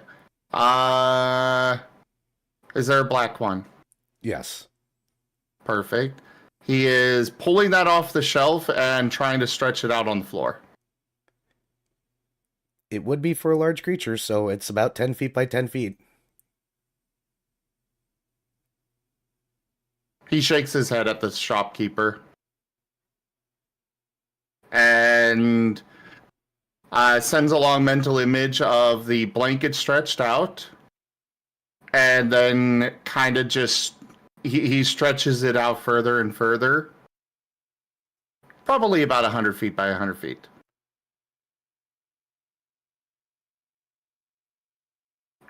The man's gonna slowly look over at Last. Last is going to shrug. In fairness, those blankets would only barely cover a large creature. Paint sends along an image of Era's tail as well. Just going and going and going and going. I think it would be easier if we didn't add Arabane's tail to this equation. Paint shakes his head.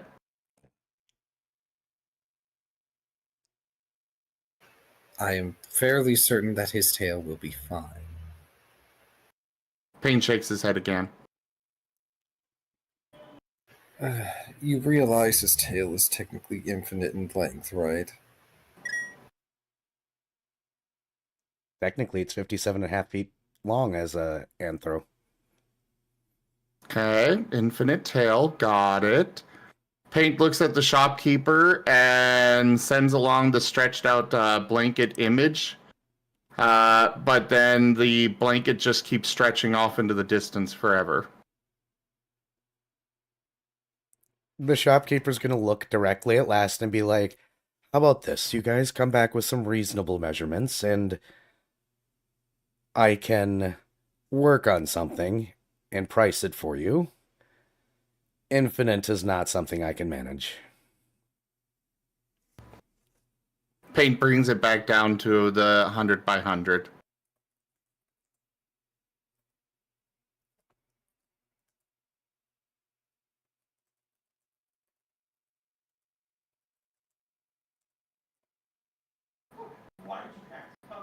He's just staring at the shopkeeper.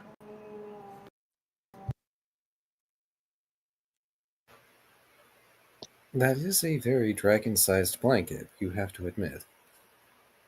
The shopkeeper will sigh. Give me a second here.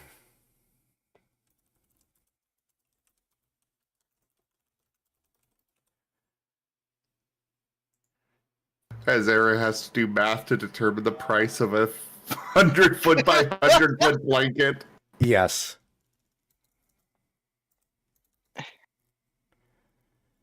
Yeah, because a king-size blanket is usually around 8 feet.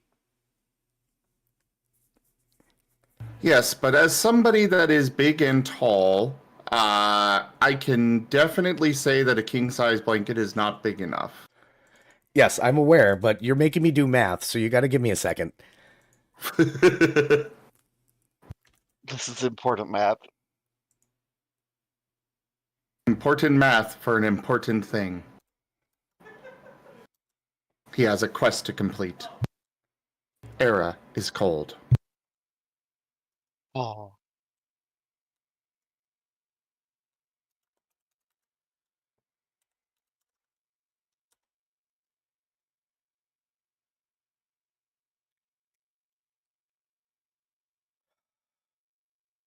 How much are you willing to spend?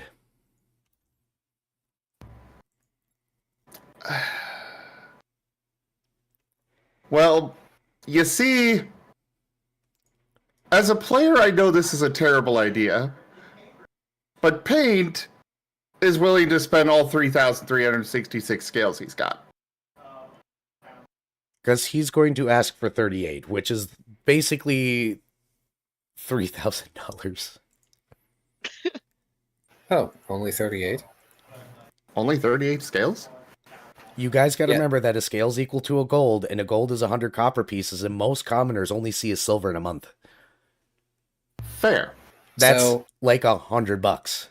So this is like a $3,000, $4,000 blanket. Last is literally going to slap 38 seals onto the table. Give me about a month and a half. Acceptable. Paint throws another 100 scales and sends along mental image of the sun going down and then the sun coming back up. I do not have the ability to do that. Last is going to take the 100 seals and give them back to Paint.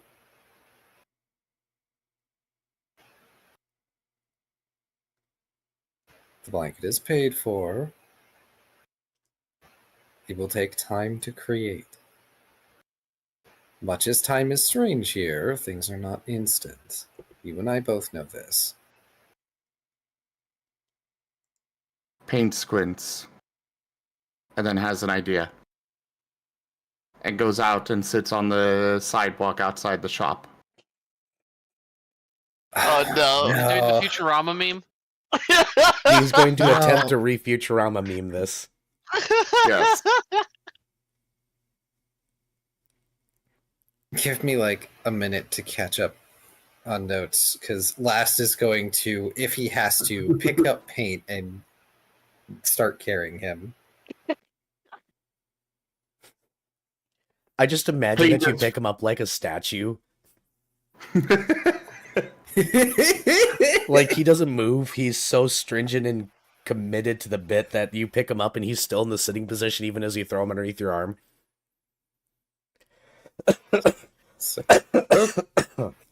Okay, come on. We need to go find the others. Maybe look at the world mirror.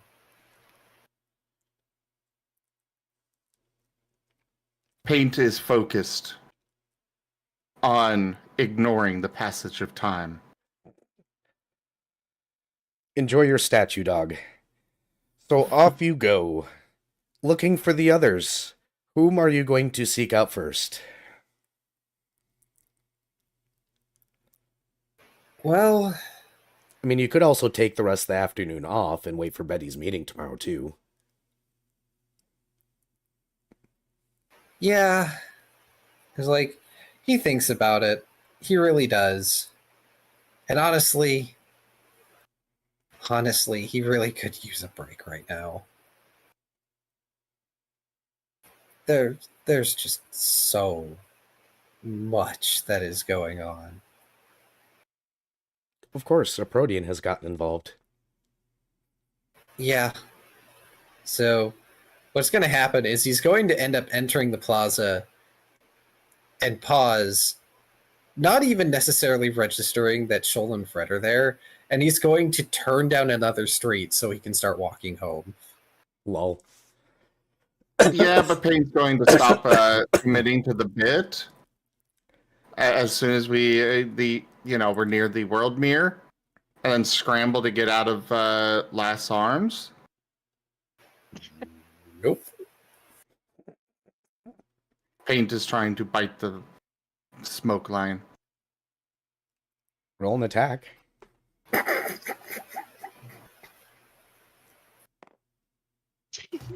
If that would actually roll.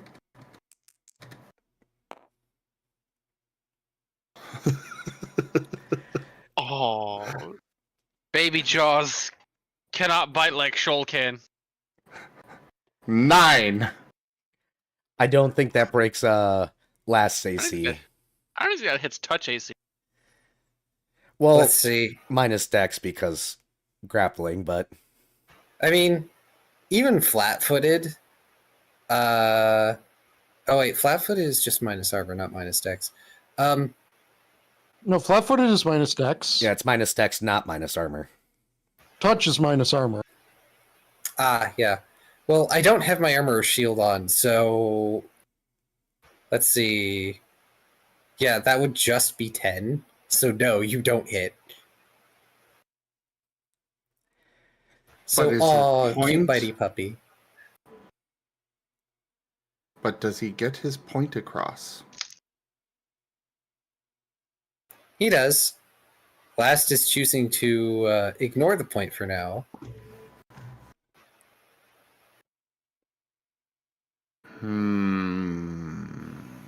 It is past your bedtime. Viv's icon suddenly started working at some point in time. What the heck? I wasn't saying anything. Continue. Paint shooting a cold blast at various signs and lamps along the way. Just randomly. Yes. Okay. Yes, yes. Throw a tantrum if you wish. I'm going to wrap you up like a burrito when we get home. He is sending many, many visions of the world mirror. The world mirror is not going anywhere, Paint. More visions.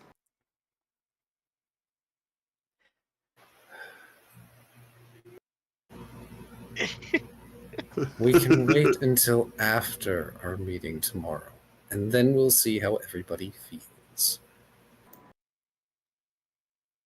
If you keep acting like this, I won't let you sleep on the bed.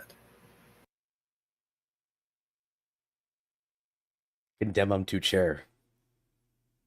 His most vile enemy.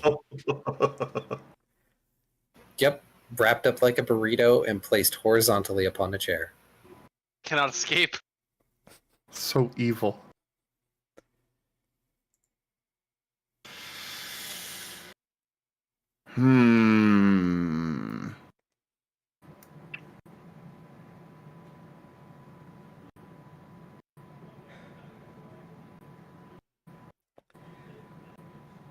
God, this would be so much easier if he would just talk. Yeah, if only he, He'd just used be his like, "You voice need to box." self-care." Technically, he is self-caring right now. He is self-caring. No, he is avoiding self-care.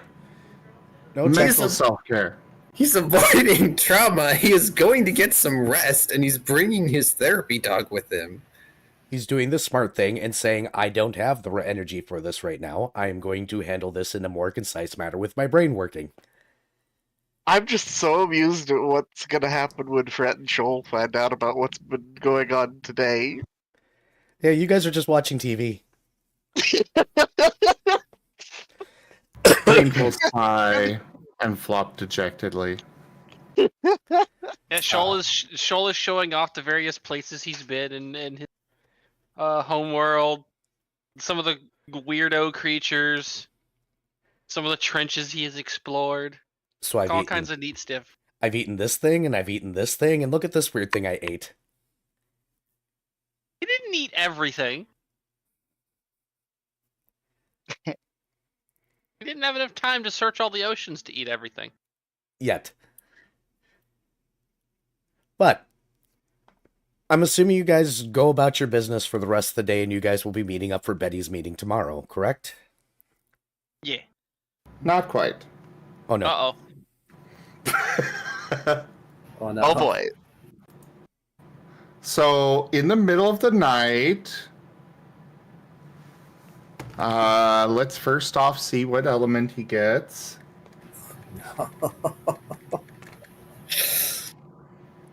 Please don't wreck my apartment. You know, air's pretty good for dealing with the smoke line. Oh no, you're actually gonna hurt me. Paint is attempting to wrap up the smoke lion in air, and he and Rex are going to try and roll the air ball out the door toward the world mirror. Roll a spellcraft, I guess. He'd need like an air version of Aqueous Orb to make this work. That was interference by the text thing. You have a reroll on your chart. But I want to save that. But I can get it back. Oh, Roll also, better next time. What?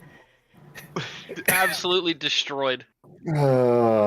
So, Chad, about those reroll cards being available now. So, No, chat. This is funnier. I have an important question too. Yeah. What? Where exactly is the thing about World Mirror rerolls and stuff, such. I haven't been able to find it. Me while I plot to overthrow you. One person, Ido. Who did he give a reroll to? Oh, me. Nice. You. I will take That's it. funny. I That's don't. funny. Not enough ale. I don't remember. Because I scoured the document and I couldn't find it. It has to be. I don't remember where it is off the top of my head. What were you trying to find out? Like the conditions for getting stuff. I don't know if As I ever far as wrote all that rerolls. out, actually. You're gonna get one. You spent all day at the World Mirror. You and Yeah. Viv. Boo. Like, it's not hard to get inspiration from that. Cool.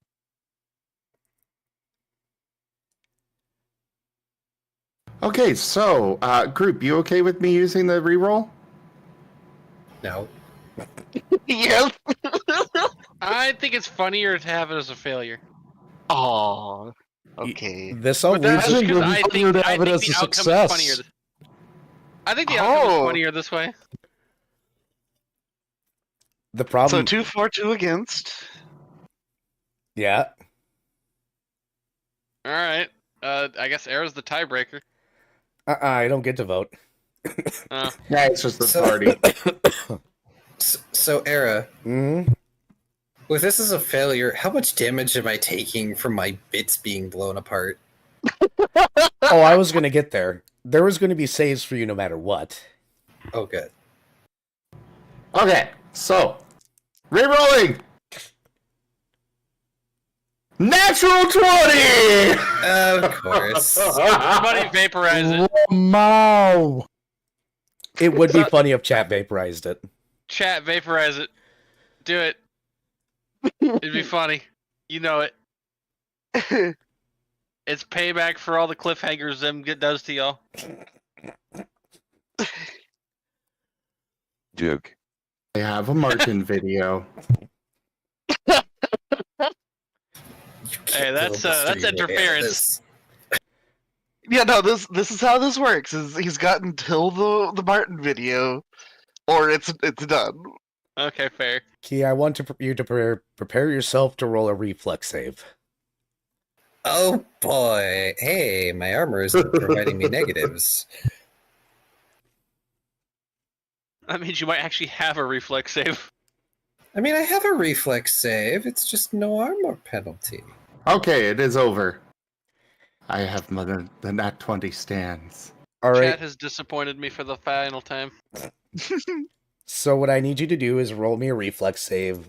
I need to know what Zim, your casting stat is Constitution, right? Yes. What is your save DC then? It would be 10 plus your Constitution. Is it 10 plus level plus constitution? No. It'd be No, spell that's level, but you're not using that's spell. concentration. In that What you're- case, 16. Hey chat, do you kind want to nat give 20? Key a reroll? Because I'm pretty sure that's a 2. That is a total of 8. Oof.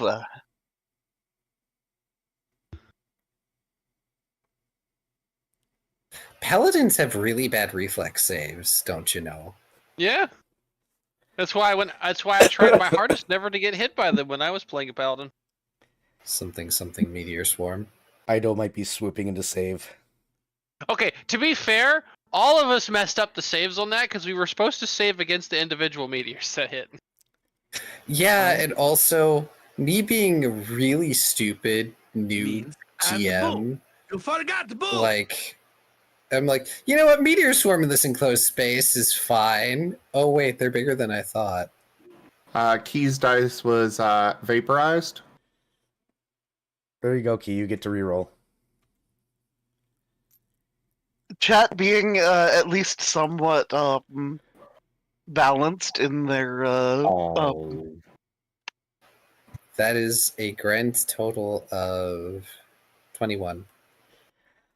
Fantastic. So here's exactly what happens. So somewhere around midnight, Paint gets it in his head to do something very silly, forgetting that you could get torn apart. He might not even know this. He casts the spell and manages to go ahead and get the orb going. You reflex with enough time to pull yourself together before you become a fine mist inside of an orb.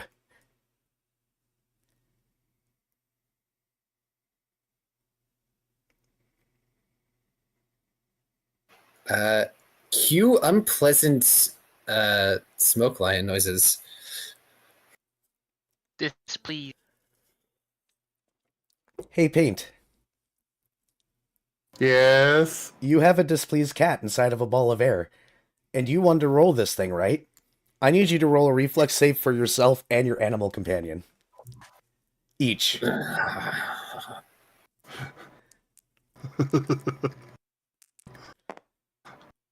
Thank you. And roll again. Damn it. Oh, No! This- How do your dice do this? No, this is about to be funny. Roll for Rex. True I have comboed. no idea what Rex's stats would be for that. Just roll a d20.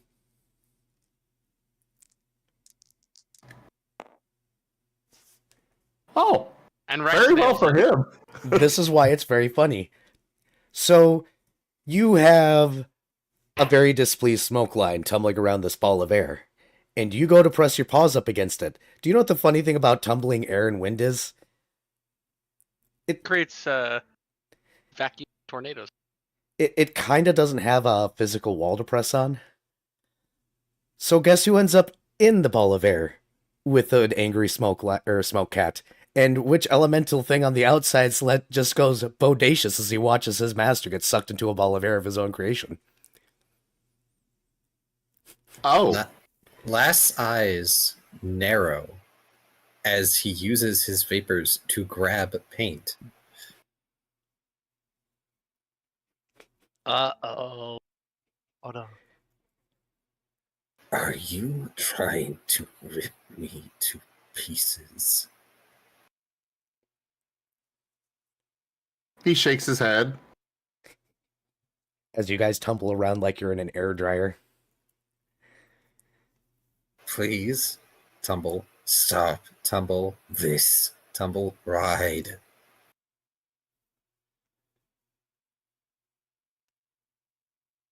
Well, I guess since he can't actually roll it. Wait. What if Paint tries to run around in it like a hamster ball? I mean, he's currently grappled by Last. I was so- about to say, may I make a proper grapple check? You may roll against the CMD. I'm sorry, I'm amused by the fact that you guys are basically stuck in a dryer together. Well, shoot, that's really bad. That is a 17. Does 17 beat your CMD there, Paint? Yes. You do have him grappled. Properly. Don't worry. It is soft and slightly raspy hugs. All around you.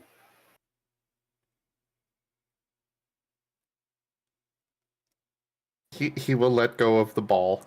Roll spellcraft. Uh-oh. Oh no. Roll a 1. Roll a 1. Come on, come on, come on, come on. It's 4! It's That bad! would be a 5. So, from outside the ball, you hear Rex laughing. Brah! Tumble party!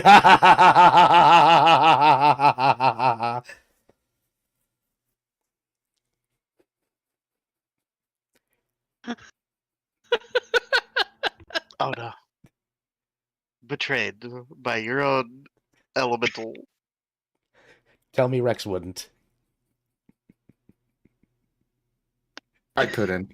I heard, I didn't hear the immediate he wouldn't, and I was like, yeah, that's what I thought.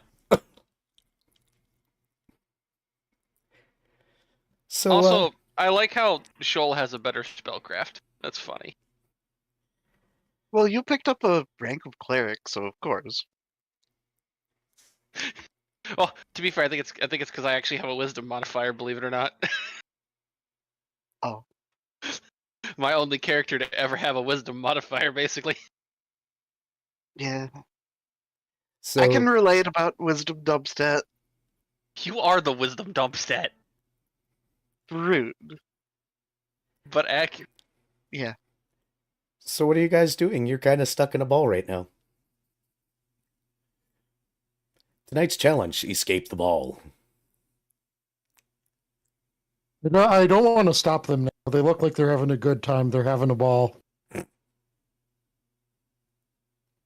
Hmm.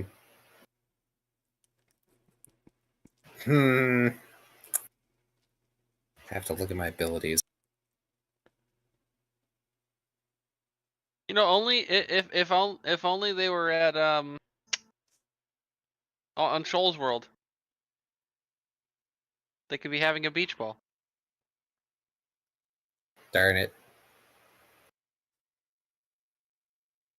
There's plenty of ocean creatures that would be bouncing them around inside of that air ball. Well, the problem is they got Rex on the outside. Can Pain's gonna try and roll towards Rex. Huh? Pain's gonna try and get the ball towards Rex. Sure thing. What are we gonna try, Key? I was gonna say, can I have last attempt to use Magnesis to get the one of his spare masks and maybe clothing so he's not being torn to ribbons? Paint, roll a spellcraft, and you roll a something. I don't know what. A something. I don't know. Will? 12. Will sounds good.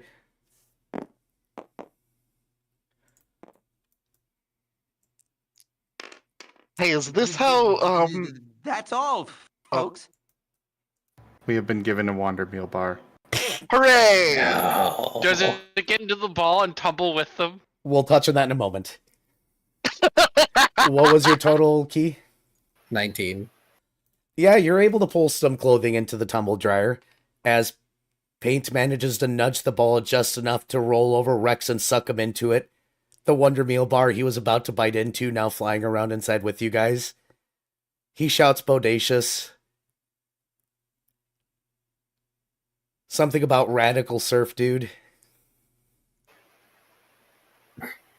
Last struggling to just push his vapors into the suit. Paint, do you want to attempt to release the ball again? Yes. Roll your spellcraft. 4.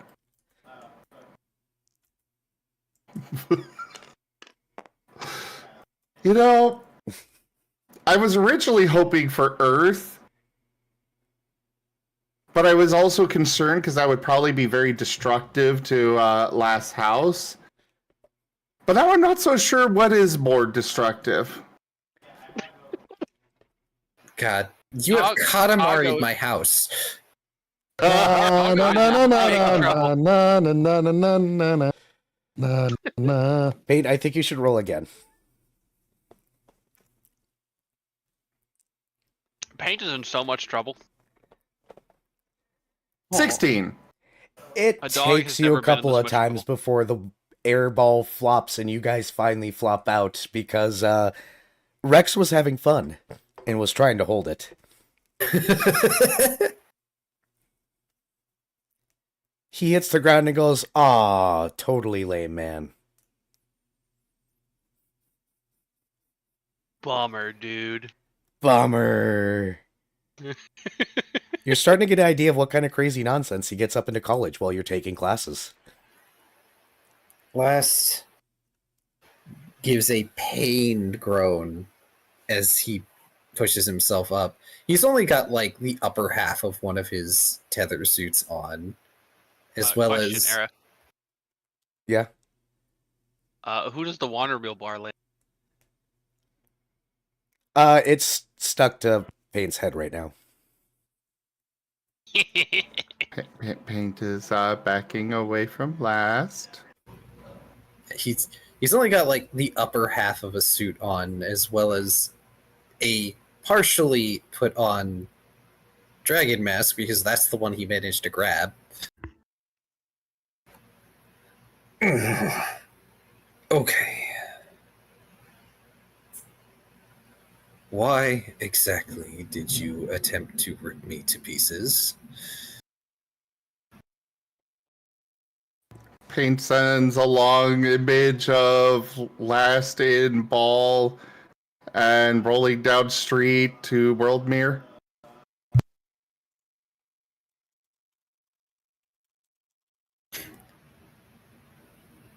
So, Last places his hands over the bridge of his mask, where like the bridge of his snout would be. His eyes are closed for a moment. Ow. Okay. He's going to take brief stock of his now rather disheveled apartment and remind himself he needs to get an actual house soon because this is not big enough for Paint.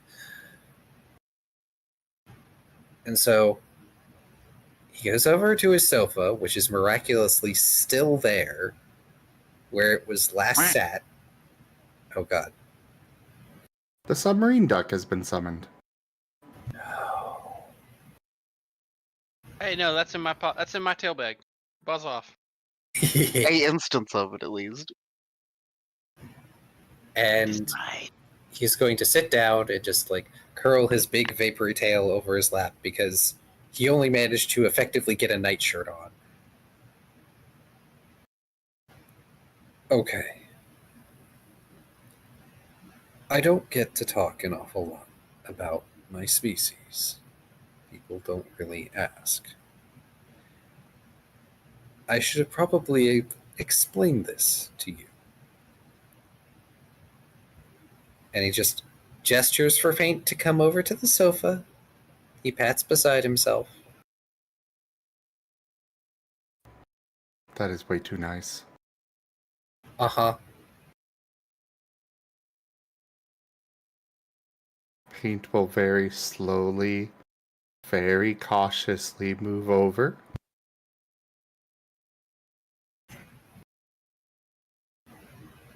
He's doing the puppy dog crawl, the army dog crawl thing. Last is patient. He will wait until Paint is on the sofa with him. Paint will hop up. Sadly, the dragon mask does not have an articulated jaw.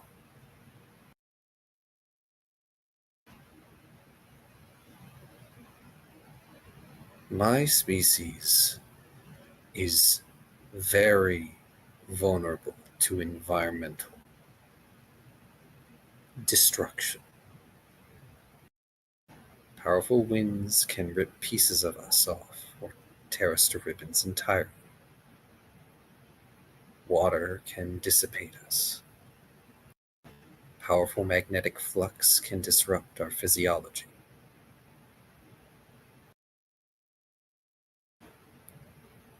I appreciate your ingenuity.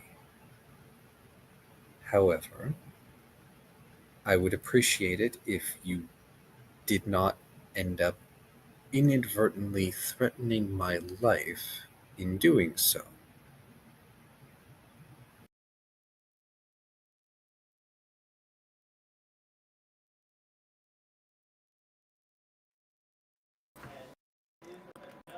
Paint's ears are drooping lower and lower as last goes on.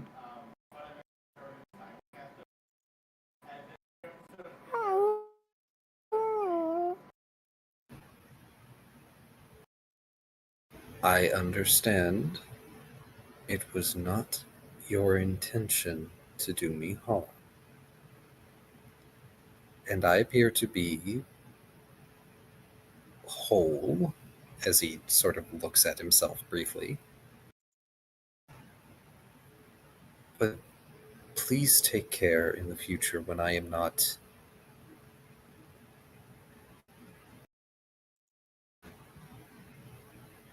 The word my people use is tethered. If I am without a sufficient amount of coverage across my body, trying that again could result in grievous harm. That's why I almost never remove my armor. Do you understand? Paint will nod. Thank you.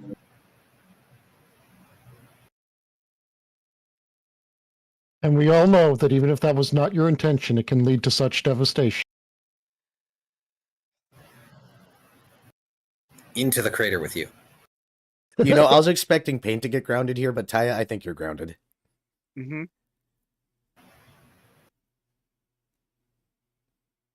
Oh, see, Last does not understand the concept of grounding someone. He knows what he wants, he's just not sure how to articulate it, which may be saving Paint from a grounding. How do punish puppy? I don't know.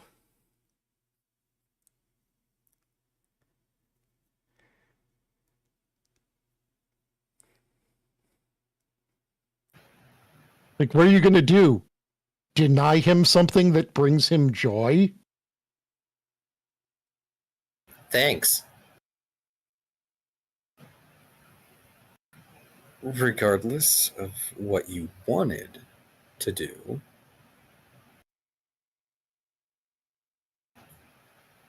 I'm going to go back to bed. There will be no fetch tomorrow.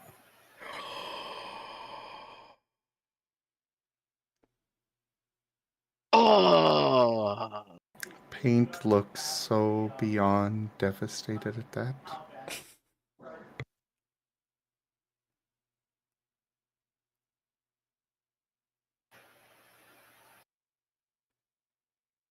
You will also not be permitted to sleep in bed tonight.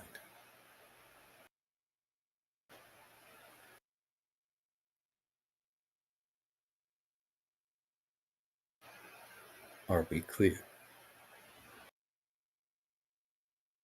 He nods. Thank you. I will bring you a pillow, and I will bring you your blanket. We can worry about the mess another time.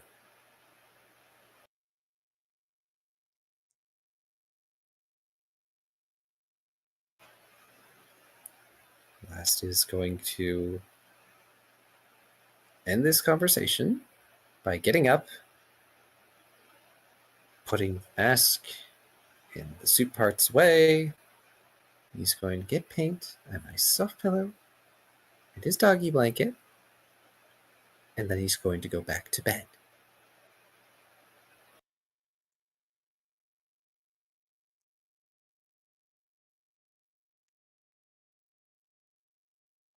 Okay. So am I good to jump to bed? He's showing up. Yes. At least on my end. No. oh well. Fret was intending on showing up a little earlier than Betty. I figured. Yeah. No, Paint. Is Dr. Volt even invited? Yes. Yeah. Okay, We just were informed. Paint is going to do his best to quietly clean up the mess he made. At least what he's capable of doing. And he's going to make Rex help him. Bummer, dude. Fun tumble times fun.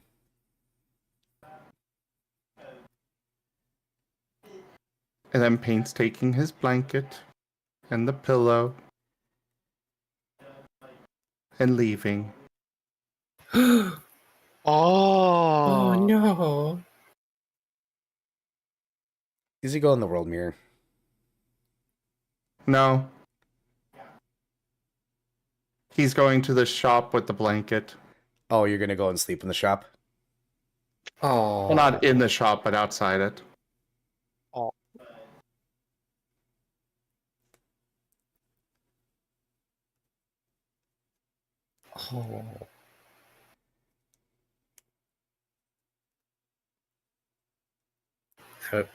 Out of character, dang, and Last did everything in his power not to call Paint a bad dog. Oh. So Well, what's I have going an through important- Payne's head here is he failed with Dextrol. He's done a lot of failing recently. He Oh. failed to help last with this. He knows he did wrong. He didn't realize that he was doing wrong. So he's got one hope left, and that is Blanket. So I have an important question. Okay. Is this shop in between where Last Bakery is and where Shoal's boathouse is? I don't know where the hell it was. This was a one-off thing. I didn't even give it an assigned area. Uh-huh. It would probably be somewhat close to the bridge. Because he kind of went straight for the nearest shopping spot from the bridge. So okay. it might be somewhere in Luminary Square where the thing is. Okay. Mirror. The mirror. Well, Luminary Square where the bakery is. Okay. Yeah.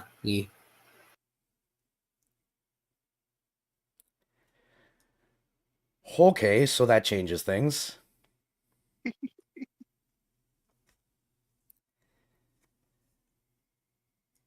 Well, Key. The other two, I'm assuming you were staying over Vari at Shoal's place, right? Correct. All right, so I'm assuming you guys are or you said you wanted to head to the bakery early, yes? Uh-huh. Good to know. Hey, Volt, were you planning on continuing to work until you had to go, or were you planning on other things? Dr. Volt was planning on working until he had to go. Understood, so continuing to make progress in disassembling this madness.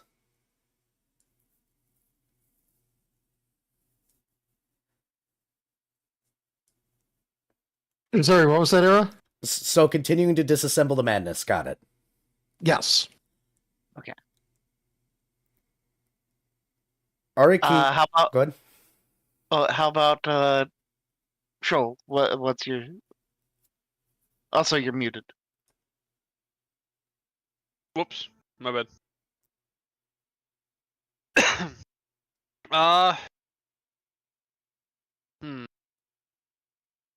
You said Fret is leaving early? Yep. Yeah, Fret decides to leave the boathouse. Shoal will Because- probably leave when Fret does, and Shoal did take the time last night to place the golden duck thing on a shelf somewhere. Okay. And yes, I know the duck card was played. Do me a favor, one of you two roll percentiles. Oh boy. Oh boy, I haven't gotten to roll anything. Yeah, go ahead and do the thing. Alright. Heck it. Dark is the 10th slot. Of course. That is a 19. Okay. Let me counter roll something really quickly.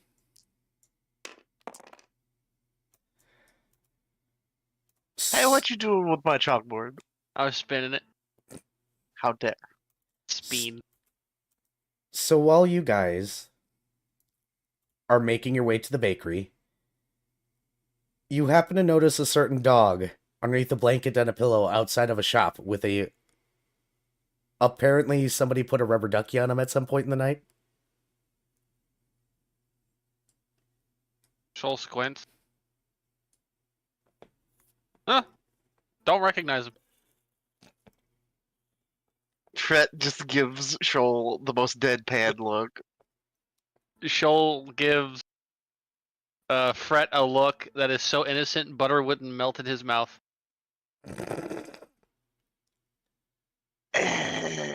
That is such a southern expression.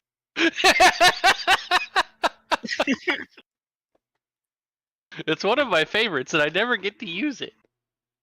Well, you just got your chance. I know, I'm happy.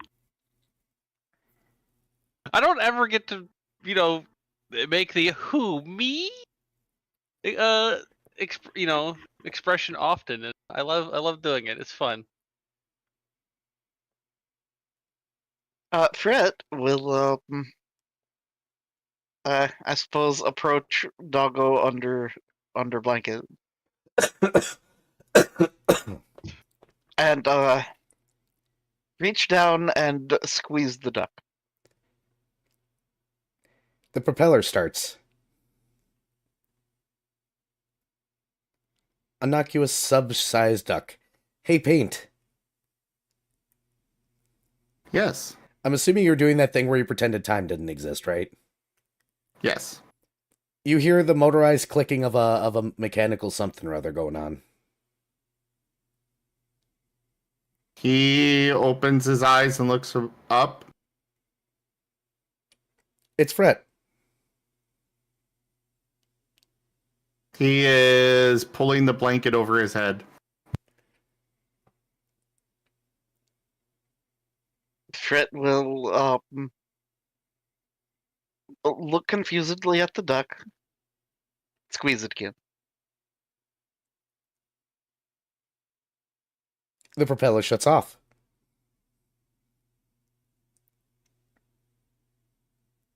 Fred will toss the duck at Shoal. Shoal will actually. Do I reflex save this or something? Yes. Catch it. I'll just say Shoal catches this, but no, we're rolling for this. Do I ranged attack? Yes. Okay. So he's range attacking to even throw it in my direction, and I'm assuming reflexing or Reflexing to catch. okay. That is a 27 to Dang hit. it.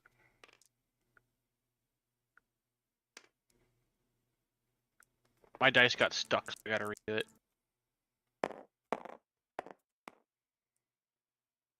It gave me the same number.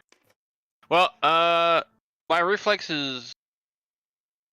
Oh, yeah, that's a 13, I guess. A rubber ducky bounces off your face. You went to open up your jaws, but not in the right direction.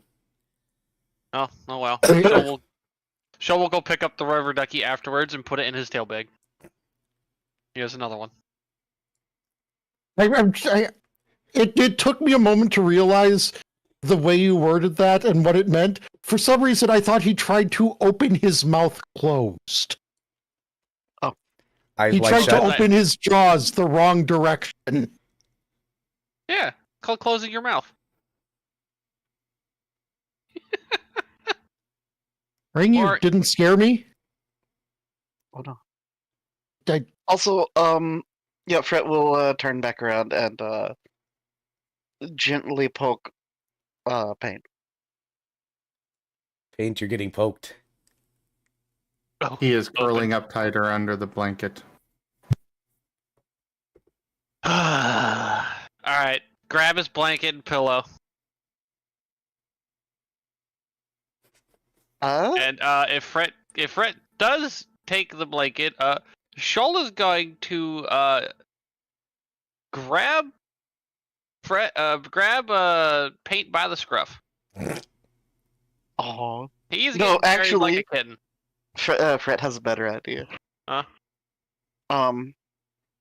Is Paint like wrapped in a blanket? He's got a blanket over him. Yeah. Okay. He not Not a, kind of not, hard to kind of hard to actually wrap yourself in a blanket without thumbs. Yeah, that is fair. In that case, yeah, the blanket gets snatched. And then Paint is then snatched. I gather I should probably roll something to snatch blanket. I probably He's need to not roll resisting. I probably need to. Do I need to roll a CMD or is he just Yeah, letting you it have- happen? Oh, that is a good question. Are you going to resist being picked up like a pup? He is not. He is just Aw. flopping dead weight dejectedly.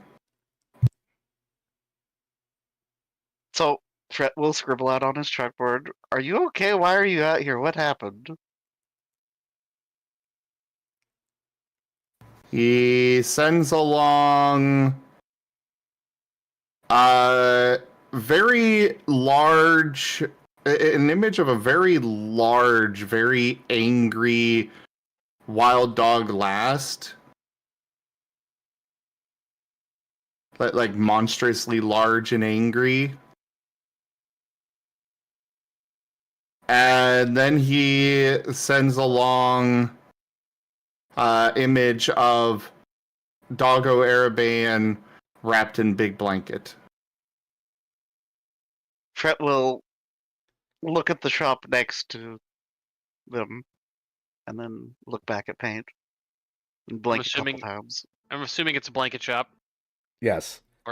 Okay, well, the second part Textiles. makes sense, but now, so Shoal is going to bonded mind at Fret because Shoal's mouth is full. And Shoal does have manners. And through bonded mind, Shoal's gonna be like, ask him, how did he get last lost angry? Yeah, Fret will scribble out why was last angry.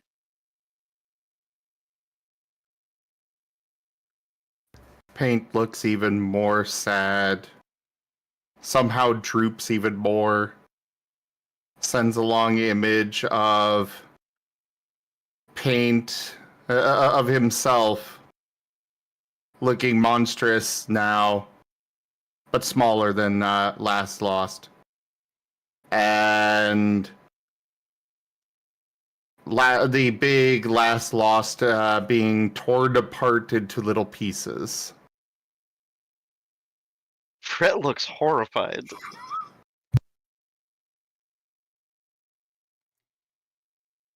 Did he kill last? Fret looks very confused. And scribbles out, is last okay? Paint shakes his head.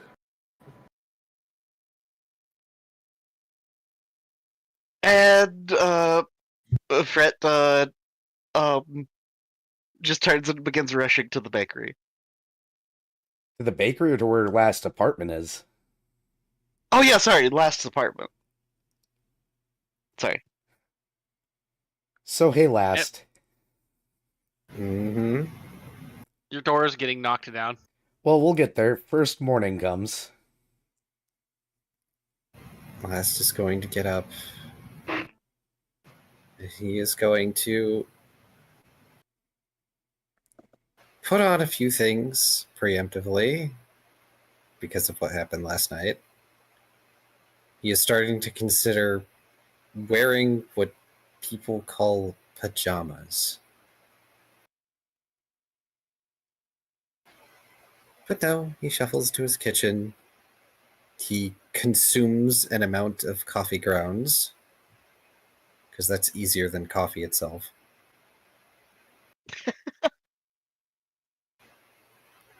Then he starts to get ready.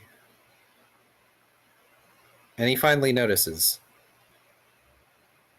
the apartment is clean. The apartment was a mess. Well, clean-ish. The best that Paint could manage. I'm imagining that there's like a number of objects that have just been pushed into a corner just out of view beside the sofa now, or under it. No, he did make sure that things got put where they were, but it's more, the picture frame or whatnot is probably not actually propped up like it's supposed to be and more just laid flat and things like that. Kind of hard to, manipulate the orientation of objects, but they're at least in the right spots. Oh. Into an empty apartment, he asks, Paint? Are you there?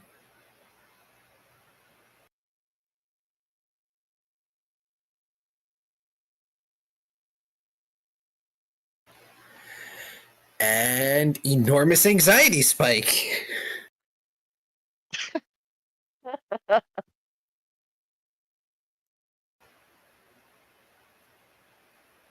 He starts to rush to get himself put together so he can go out.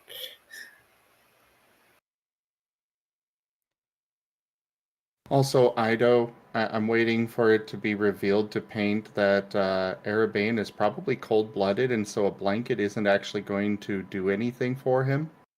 Aw. You think anybody's gonna tell Paint that?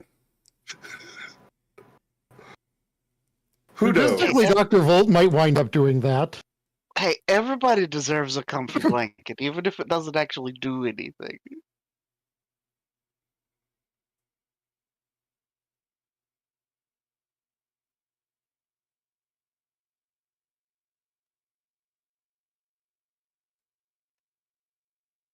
Anyways, back to anxiety attack. Hey, last, you get a knock at your door. Because I'm assuming you guys knock on the door. Or No, you there's get not a knock. It's just trying the door and then lock picking the door. Roll your lockpicking attempt, please. Okay, hold on. This is at a plus 17. Could I make a perception check to hear the lockpicking? You may.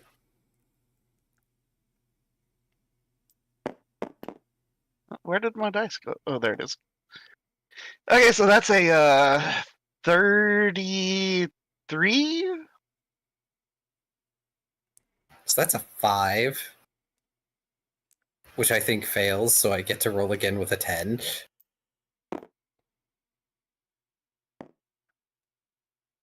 That's a 25. 25 will so- pick it up. You're hearing something at your door. And yes, you're going to be able to pick the lock. Spectacular. This is an apartment door lock. I don't think it's going to be hard. It's probably not very hard. And as soon as it's unlocked, Fred will be shoving his way in. Fred shoves his way in, sees very disheveled and displeased looking Vapor Cat already approaching the door, who will stop in his tracks. Shoal is behind Fred with, Paint still held like a kitten. Fred looks so confused and will, after a brief moment of composing himself, will pull out his chalkboard and scribble out, "What's going on? Are you okay?" Oh.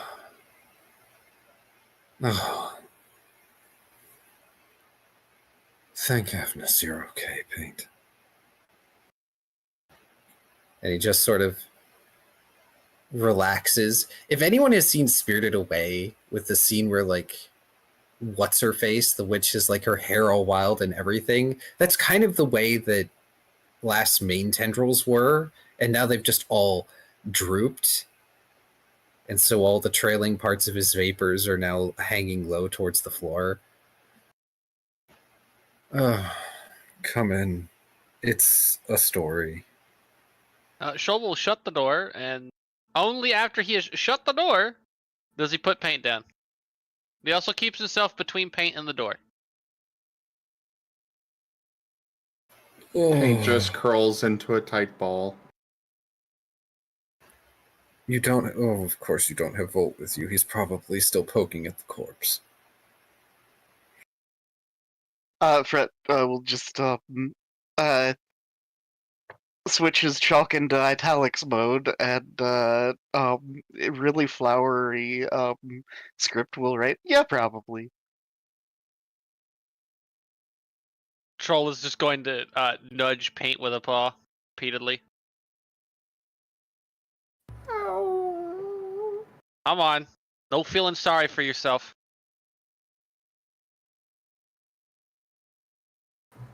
Well, Fred will kind of just lean up against a counter or something and scribble out, "Okay, what's the story? Tell us."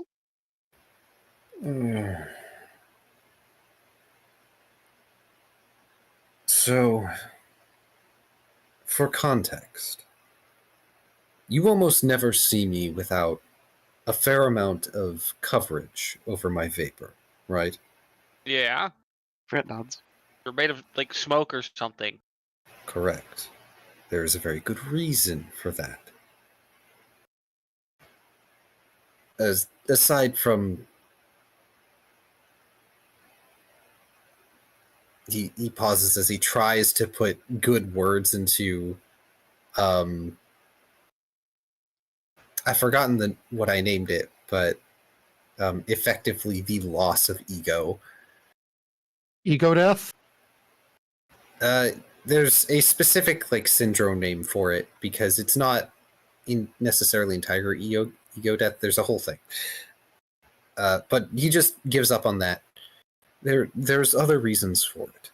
But the main reason that my species wears suits and masks like we do is because it helps protect us from the environmental factors. Strong weather and elements can wreak havoc on our physiology. Powerful winds can rip us apart. Rushing water can dissipate us. Intense magnetic flux can...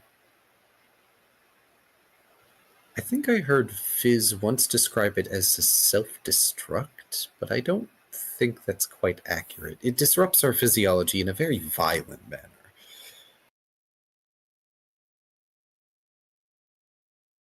Oh, a word that might fit, except probably a step above, would be a dissociation.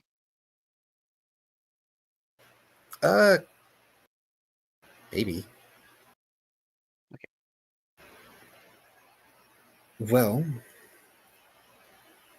none of you knew this, of course. It hasn't come up. And I haven't exactly had chance or reason to talk about it. Fret nods. And, of course, clearly I can take a bath if I want to, or at least filter my vapor in some manner. But, for whatever reason, Paint has been very insistent on getting me to the World Mirror. Fret has a look of realization. And I understand he is trying to help. Fret will scribble out, that's where me and Shoal were all yesterday. Ah, I did not see you. My apologies. He was quite upset when I didn't go yesterday. And frankly, I did not have the energy to deal with that. That's a whole other conversation, and I'd rather have Volt here for it. The long story short is, Paint wrapped me in an orb of air. And that was a distinctly unpleasant experience. Paint curls up tighter. It is not their fault for not knowing. Fret nods. However, in order to impose boundaries and consequence for these actions, I told Paint that they would not be permitted to sleep on the bed with me last night, and I told them they would not be having fetch today. Fret looks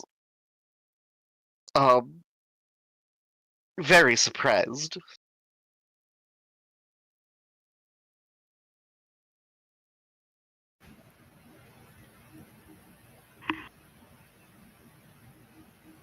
I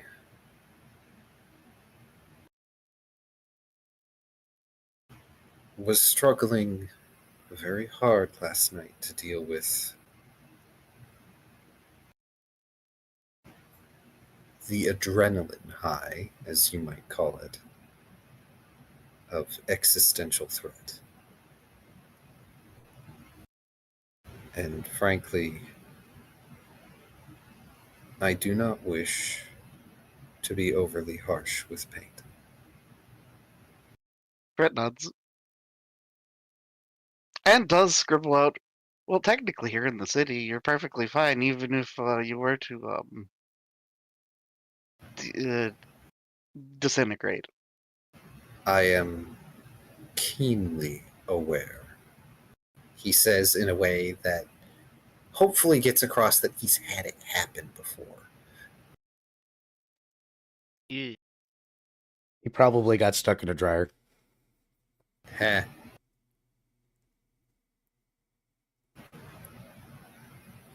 Paint.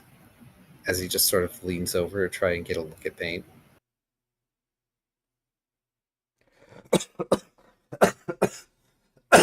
Paint. Excuse me. Paint raises an eye, looking up with watery eyes.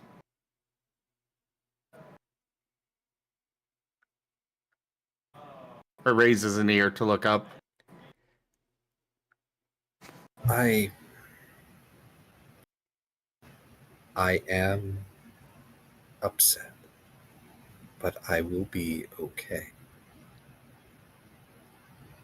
What terrified me more was when I realized you were not here.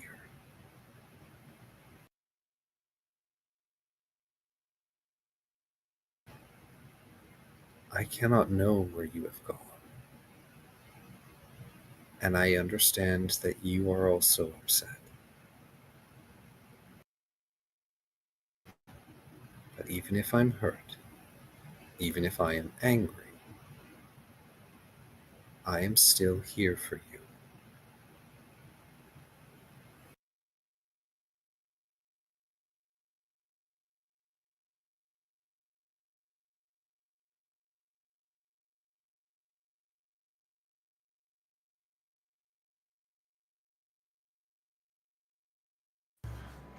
Paint lets out a small whine, but nods.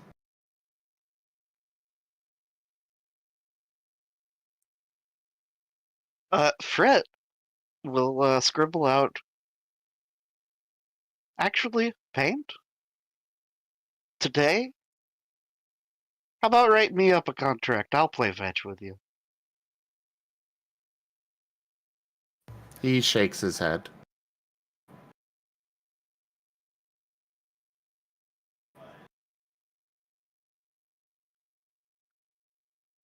I'm sorry, what is the image paint sent?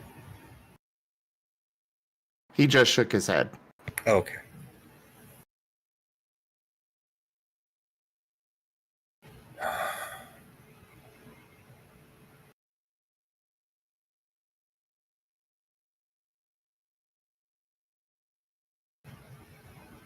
I cannot force.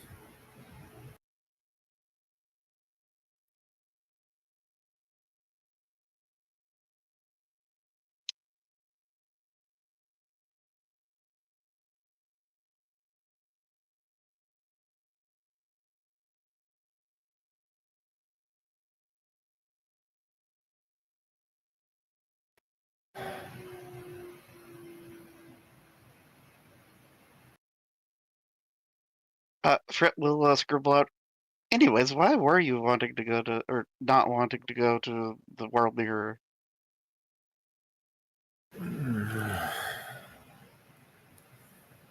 Something about the vision I saw in the mirror not necessarily being fake. Arabane said that maybe with all of your help I could trace the location. Fret has a very contemplative look. He even offered us passes to allow us to leave the city for brief excursions, which I took him up on the offer. Fret's eyes kind of brighten at this. Shoal squints.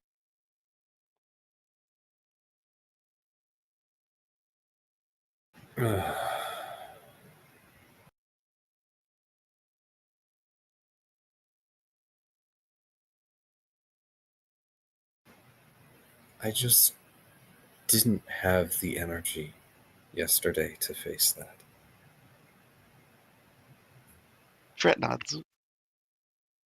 I needed rest. We all need rest. Especially you, Paint.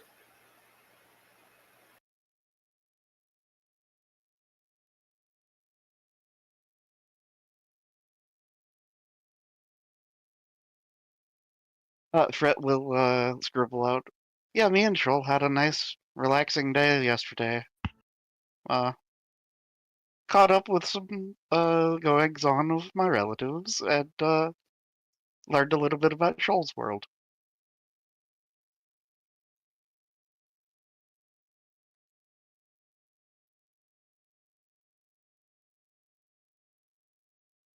That's right. We need to go meet Betty. Fret nods. Look, Paint, you can be upset if you like. In fact, I would encourage you to let yourself ride out those feelings. But for now, I have a meeting to go to.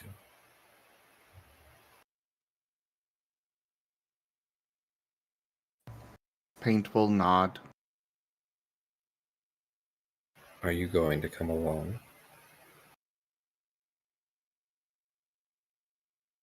He will nod and get up.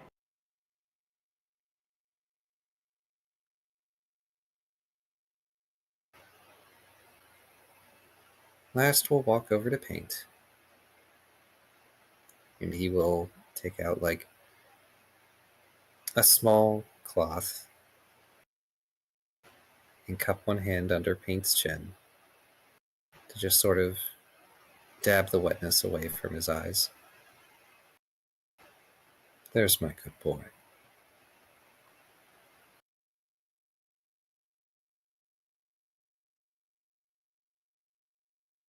He looks down at that.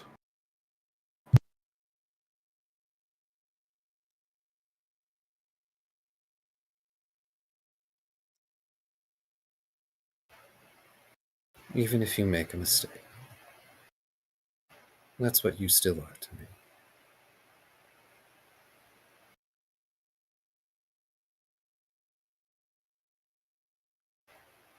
All right, let's go. We don't want to be late. Fret nods. And also scribbles out. Also, I was thinking about maybe making some tea before Betty got there.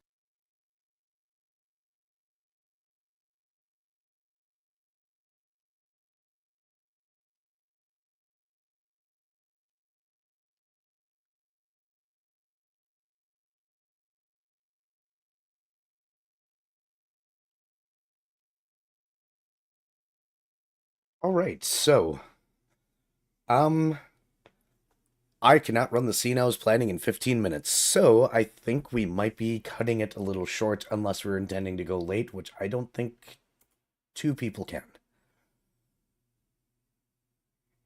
I'm sorry. Oh, I was gonna say I can delay the next game, but sorry. I think he needs to go to bed, unfortunately. Unfortunately, I wish it didn't work tomorrow. It is fine. Betty will come next time. I'm Sorry we went so long. He's fine. Once again, we can handle Betty tomorrow. Or next session. Not tomorrow. That's not tomorrow. And hopefully by then my voice will have recovered. And I don't sound like this. My voice will have recovered. And I don't... Kind of like the radio voice you've got going on. I'm glad you do, but I don't exactly enjoy it. I know. It's a little rough. So, with all that in mind, let me see. Is there anybody I want to raid?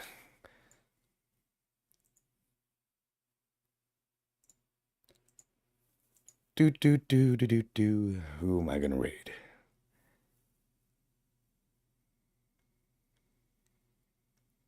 Oh, Rex is going, so I might as well raid him, huh? Woo. There are options of other people like Zim, but most of the people that are in my chat room are probably already watching Zim, so... Hopefully same with me and Era. Mhm.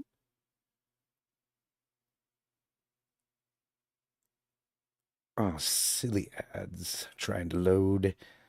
Alright, yep. So I'm going to go ahead and raid Rex Strider over on my end, so throw up credits. Because credits exist here. And I have them. I want to thank everybody so much for watching today. I definitely appreciate y'all. Of course, hit the follow button, like, subscribe over in YouTube land, and make sure to drink plenty of water, get plenty of rest, and take better care of yourselves. Y'all have a wonderful night out there. Bye. And everyone on my stream, go and follow me, go and follow Zim, go and follow Era, go and do the YouTube things that he mentioned, and stay cute, everyone. Mwah. Well, that was adorable. Yes, it was.